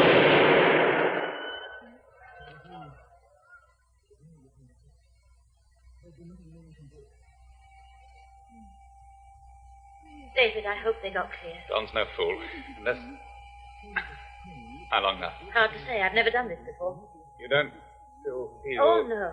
At least I don't think so. If anything should happen, if I collapse, something like that, you know enough to go on. I think so. You won't have time to drag me clear, you know that. Listen, nothing's going to happen. You've seen these things. You've seen what they are. Crawling, squirming, slimy creatures. Can destroy a whole world as surely as they can destroy a steel door. They can destroy you, too. But you don't have to let them take possession of your mind. Not if you don't want them to. It's easy to talk. It happens before you know about it. It's not going to happen while I'm here. There's the alarm. God, what a noise! We can't leave yet. If I lost the controls now, we can't be sure of it. Maximum now! Nearly there. You go now, Professor. All right. Critical temperature. Yeah. Just coming up quick. Yes. Yes. I've lost the controls. Go on. Hurry.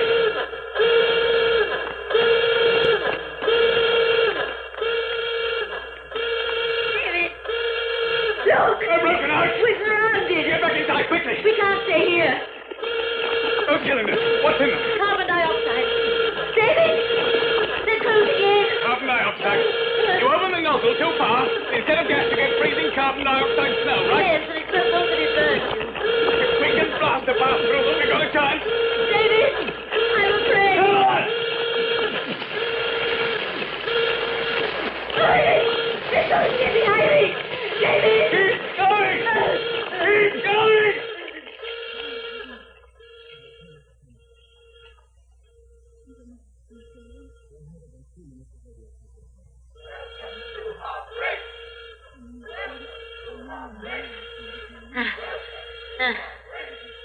Man, am I glad to see you. The way you cut through those... Get that door shut. Lie down.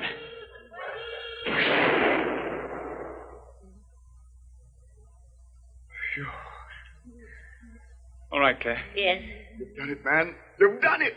None of them got out. I mean, sure of that. Where are Ian and Don? They never came. They was still there. And the rocket? Guess so. Where's the professor? He's around.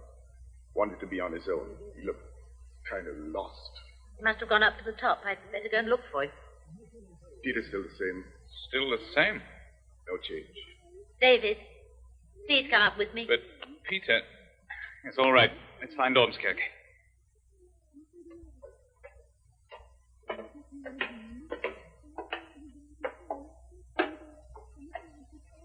This is the top floor. There he is. Professor? Now, Claire, thank God you got away in time. You did well, both of you. We are all in your debt. The whole world, I think. I'm sorry it had to come to this. For you. You did the only thing possible in the circumstances. Your reasoning was very sound, very logical. Unfortunately, you didn't go quite far enough. What do you mean? Open that window, Claire. Thank you.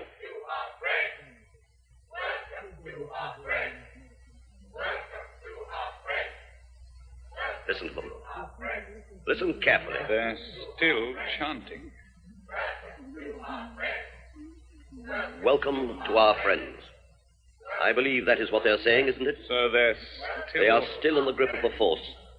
Hundreds of light years away, these creatures are still trying to subjugate our world. But why? Why? We couldn't bring them here now, even if we wanted to. They must know that. Unfortunately, it's only too clear to them.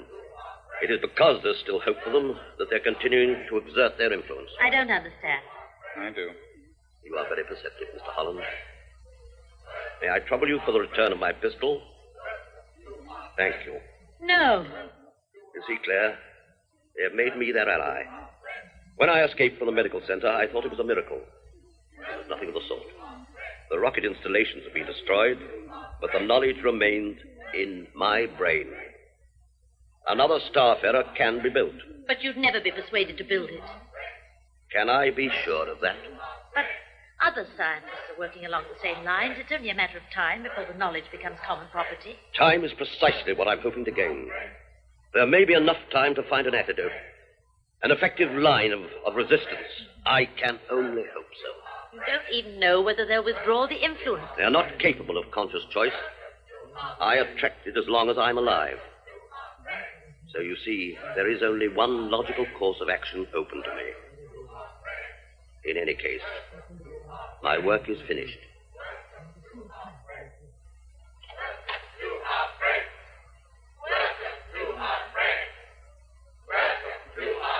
It might work. You see the reasoning behind it. We should have stopped He made the decision. Yes, but... Whose side are you on, Claire? That wasn't fair.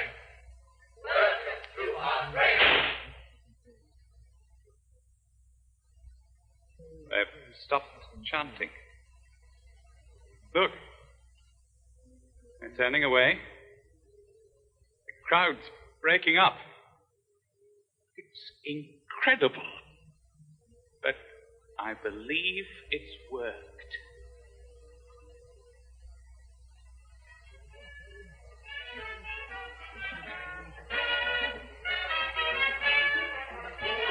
David, Claire, glad you could come. Peter! No, Chris, Peter's over there. Doesn't he look fine?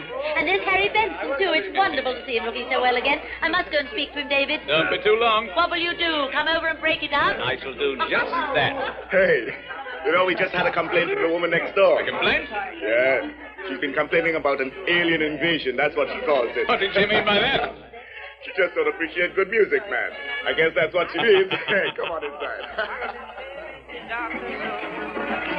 I would like to know why they're blaming the doctor so well. One class of people fussing, while the other class cussing, running them out like the big glass. Host Planet Earth was written by Anne Howell and Colin Cooper and produced by Nesta Payne. Electronic sound and music was created by the BBC Radiophonic Workshop. The cast is as follows. Announcer, Rolf Lefevre. Chris Johnson, Tommy Eichel. Claire Stewart, Brenda Bruce. David Holland, Alexander John. Ian, Preston Lockwood. Don Wells, Nigel Anthony. Guard, Humphrey Morton. Woman, Beth Boyd.